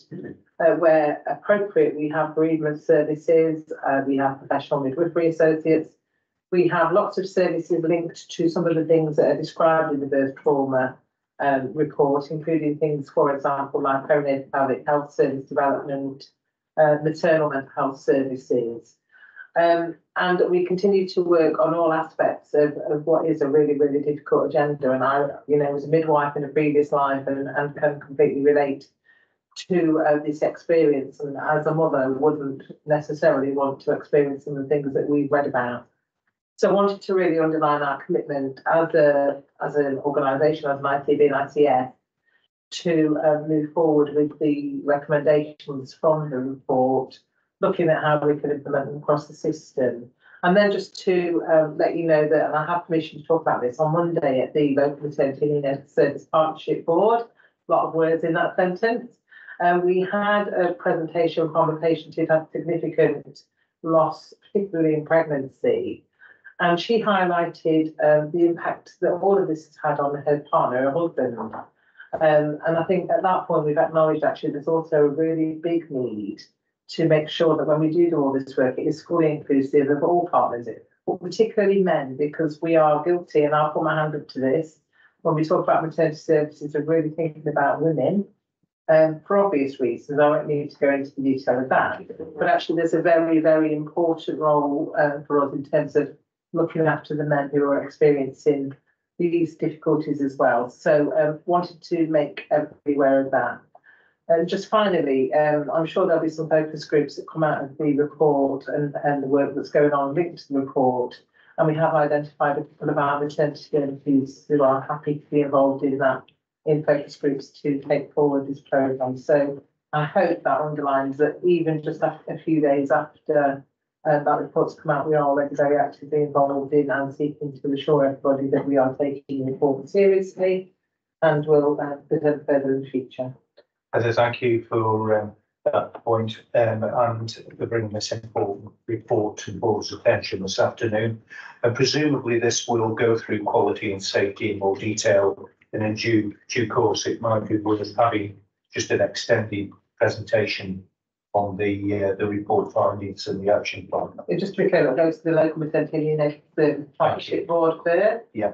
And then that will go up to quality committee, but absolutely we can provide more detail. So Jill, if we could just put that in as an action arising, that we will bring this back in more detail. Jill? Absolutely support everything you said, and it's good to have it here. I suppose I'm just a little bit concerned. It's another report with another set of recommendations. There's so many recommendations surrounding maternity. How we pull that together and the impact that has on those actually doing the work, but actually then pulling the reports together, that does give me some concern. Yeah, Tracy, do you want to comment on that? Yeah. I presume it's on that point then, Heather. It is, and I think Heather can talk to the system piece as well. Because so for any report like that comes into our organisation, we do the usual gap analysis, look at where they are again, what the recommendations say against where we are. We're already underway with that, as Heather will know, and we, as you rightly say, there are a lot of action plans. We don't have a lot of action plans now. We bring them all together into one action plan. Some of the things are the same as well. And then that will feed into a system action plan with Heather. Okay, thank you. Heather, thank you for that. And we look forward to receiving more detail in due course. Okay, we are slightly on time. Like it says. Rather than saying I failed to get us to 2:30. So we'll just pause now and take any questions, either from the floor or for any members of the public joining us online. So Ian, I can see your hands up, and we'll keep an eye. We've got one from Derek online as well. So Ian, if we take yours and then Derek. I've got 3 questions, Chairman. Thank you, Heather. I've read that first trauma inquiry report. Found it really harrowing, frankly. And Heather, it won't surprise you, my first question is about maternity. And it's in 2 parts, please. The second question is HALO, Hospital Ambulance Liaison Service. The third is around Home First. Right. In your report, Heather, paragraph 2, you mentioned NHS England Midlands Regional Chief Nurse going to Royal Stoke, supported by the acting regional chief midwife at UHN. A rapid quality review meeting held on the 1st of April, attended by a variety of quite powerful bodies at UHN and a perinatal quality oversight report. The first part is UHN, there are around 7,000 births per year. Queens, according to the CQC, there are around 2,700 births per year. And it's something I keep on bringing up, as you know. You can't get that granulated stuff from either UHDB board papers or Derbyshire ICB board papers. So how are we kept, the public, this board, kept informed as to what is happening at Queen's? Because they must have an action plan and they must have been reviewed, and have they? Thank you. And that's the first part. Oh, that's the first part. So we do the first part first. Or Yeah, let's definitely with that. Okay, Yeah. so I need to go all the way back to the end, quite lots of components in there. So obviously be aware that UHDB, Queen's Hospital moved with UHDB when they aligned a few years ago. And responsibility for UHDB sits very much with Derby and Derbyshire ITB. Okay. However, you'll know that I would not agree with letting go of a unit where so many of our women give birth. A large number of our families give birth in, as you rightly say, I always refer to it around 3,000 mark because it's been up and around that mark on average for a number of years. So we do work really, really closely now. UHDB have been subject to a slightly different programme. The programme I described that led to or came before the rapid quality review with the regional chief nurse and acting regional chief midwife was a local one. That was we affectionately called it the SMOAG, the System Maternity Assurance Oversight Group, Oversight Insurance Group, wrong way around, but nearly there. UHDB have been in the National Maternity Safety Support Programme. Thankfully, and we're very grateful that locally we didn't go into that programme because the work we were doing was felt to be of an equal, if not slightly better standard in terms of what we were driving. So that was all being led by the Derby and Derbyshire, or is still being led by the Derby and Derbyshire ICB, linked with the MSSP, which is the abbreviation for that organisation or that programme we just talked about. And we get regular updates from Derby and Derbyshire. However, I will say I'm having some discussions at the moment about how we can strengthen those links to make sure that we get in the same level of data that we do for, or it's somewhere near that we do for UHM. I'm probably going to stop there. That's Thank you. Thanks for that. Quickly, it's UHM have reinstated home births, I believe. I've asked questions previously at UHM about maternity care. I irritate them with some questions as well. Right. What is the situation in the south? And I do understand that prior to COVID, continuity of care was a very important initiative, well regarded by women, and outcomes were better for women, and there's evidence for that. Now, continuity of care would obviously absorb a huge amount of midwifery time, but as would, I understand, home births. So why is continuity of care a lower priority than home births per se? That's a really good question. So I thought you were going to ask me about QHB and home births, because I was going to be able to answer that question very directly for you.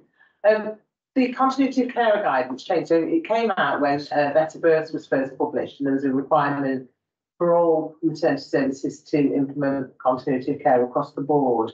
I think it's fair to say that not just, again, not a local level, but a national level, there are significant challenges in actually getting that to work for lots and lots of reasons. And I was around historically in the days of changing childbirth, where there was a very similar demand in terms of what was expected around continuity. So we've tried, and it's we've tried before, and we're trying again. However, the guidance changed after probably mid-COVID, so it went on in the nicest possible way. It was one of the lower priorities during COVID, because you can imagine our priority was to keep mums and babies and families safe, along with everybody else.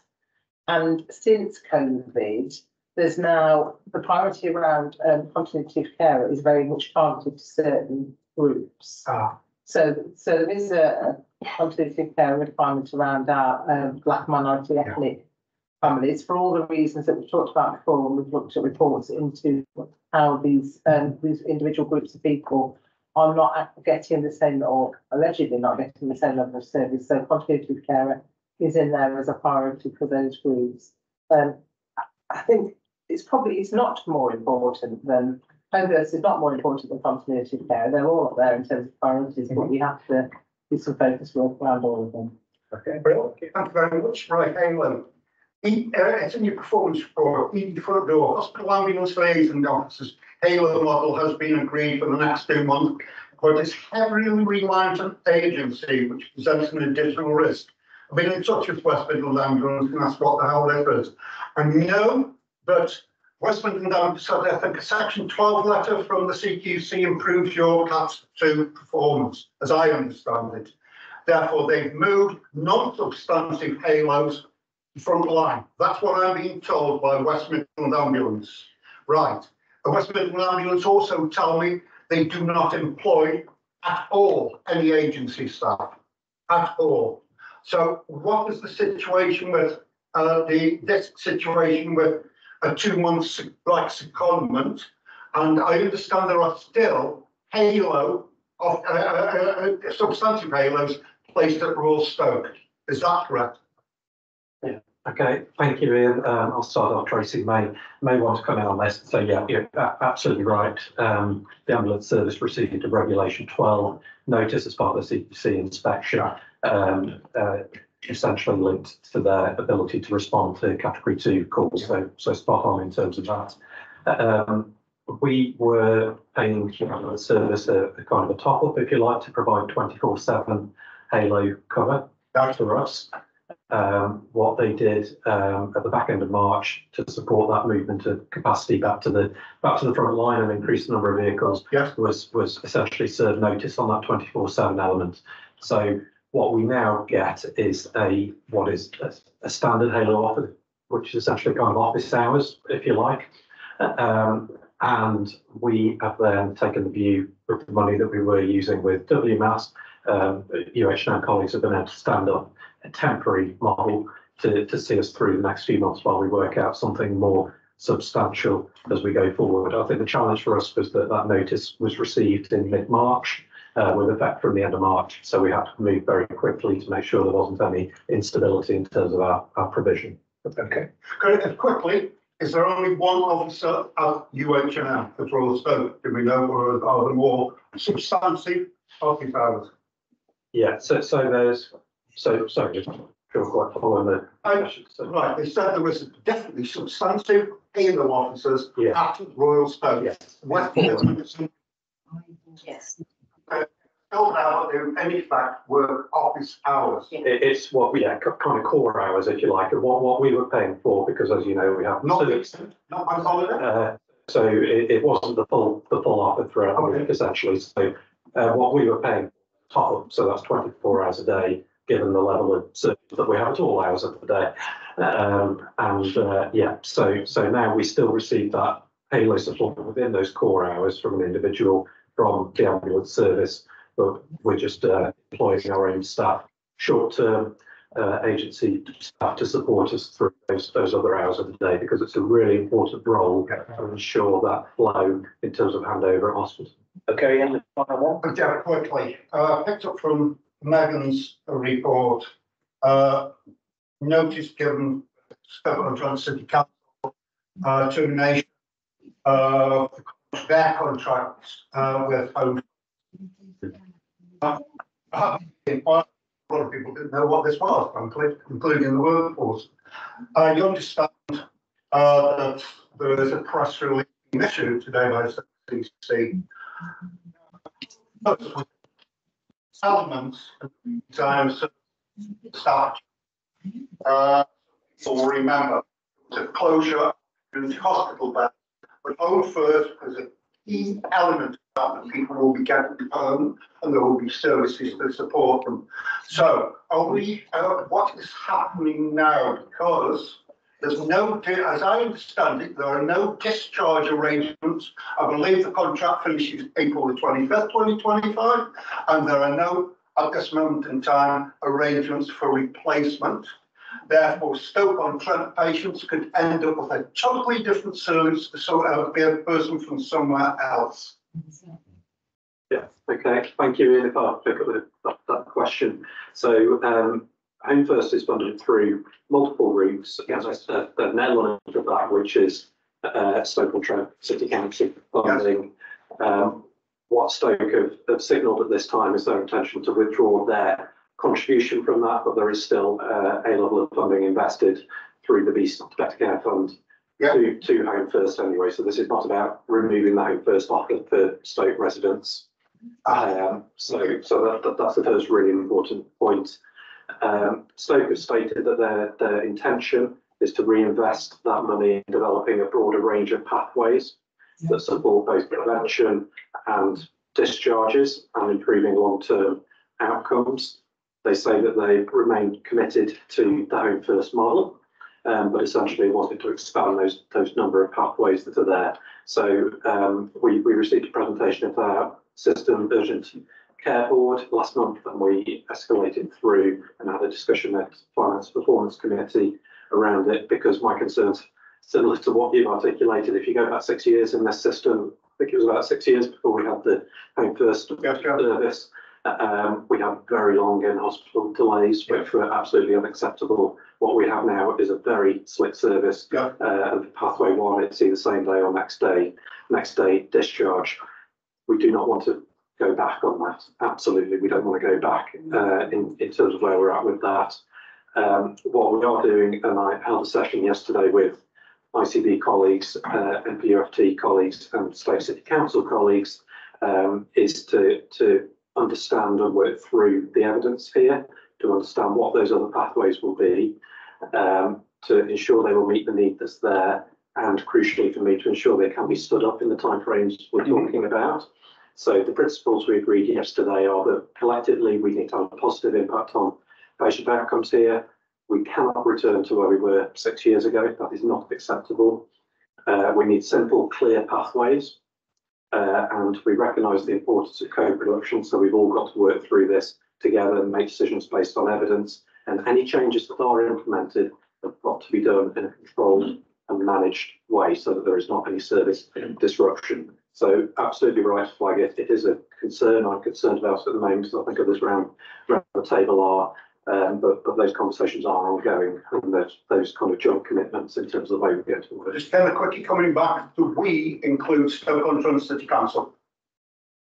Yes. So I mean, Stoke are a member of this board, and I've been working with Peter Tomlin at Stoke City Council around this. So absolutely, and Peter's committed that co-production of those pathways needs to involve all partners. Thank you very much. Okay, thanks for your interest and questions, Ian. Thanks, Phil.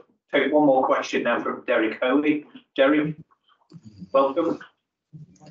Thank you, David. I'll be quick. I really just want to refer back to the discussion we had earlier in relation to access to GP appointments. And I think Tracy made some valid comments with regard to care navigation. However, I think there's a developing and I think worrying situation developing here that I'm told by one or two GPs is something that's been driven centrally, whereby patients aren't even getting that far. And when they phone to make an appointment, they're told their only option is to book online. Now, for many, including I have to say some members of my own family, that is just not possible. And so I'm quite worried, because I think the danger that we've got here is we're making the standard default position going online, and the danger in that is that we create a two-tier NHS.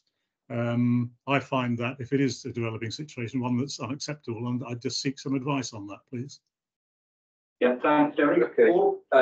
Derek, I think just to say, Sarah and I looking at each other, we're not aware of that at all. So there is the option to book online, quite right. So patients can go on, they can book appointments online. I've done that myself. But there is certainly nothing that says that they can't ring up and they have to book online.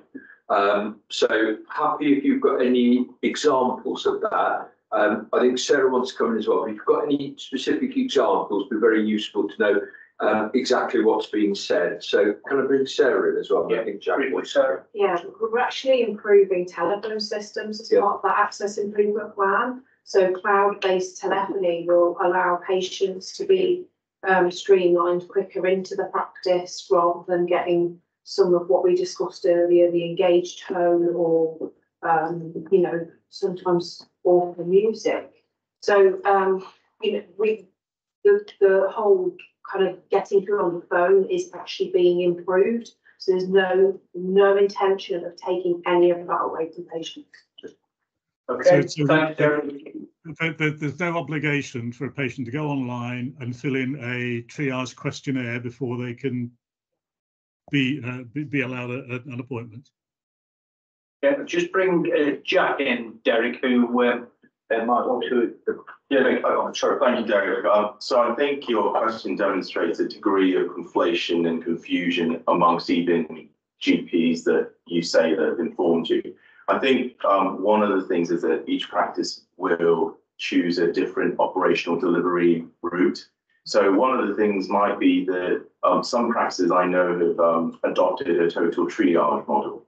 So this requires everyone to go through a online form. Now you could rightly say, well, actually, my gran can't do this because she doesn't have access to a computer or the internet and doesn't want to do this. So practices have the option then to say, well, I'll still ring in or turn up at reception, and a member of staff will go through the same process, guiding that individual through, thereby negating and the requirement to force everyone through the same book. Now, the flip side of this is that in some ways, I think the well-meaning aspect of it is to try and capture all requests. Going back to part of the discussion is, how do you gauge demand? How do you measure it? How do you know what the different metrics are?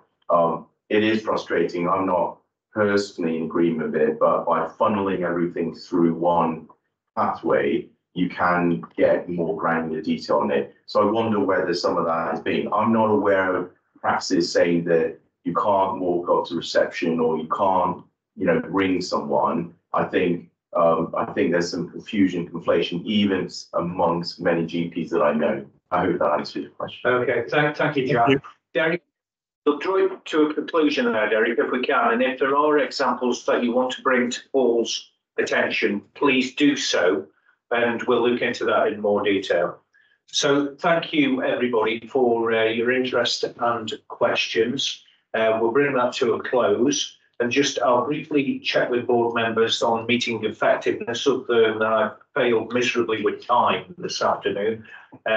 Everybody happy that we have adhered to the behavioural compact that we set out to do.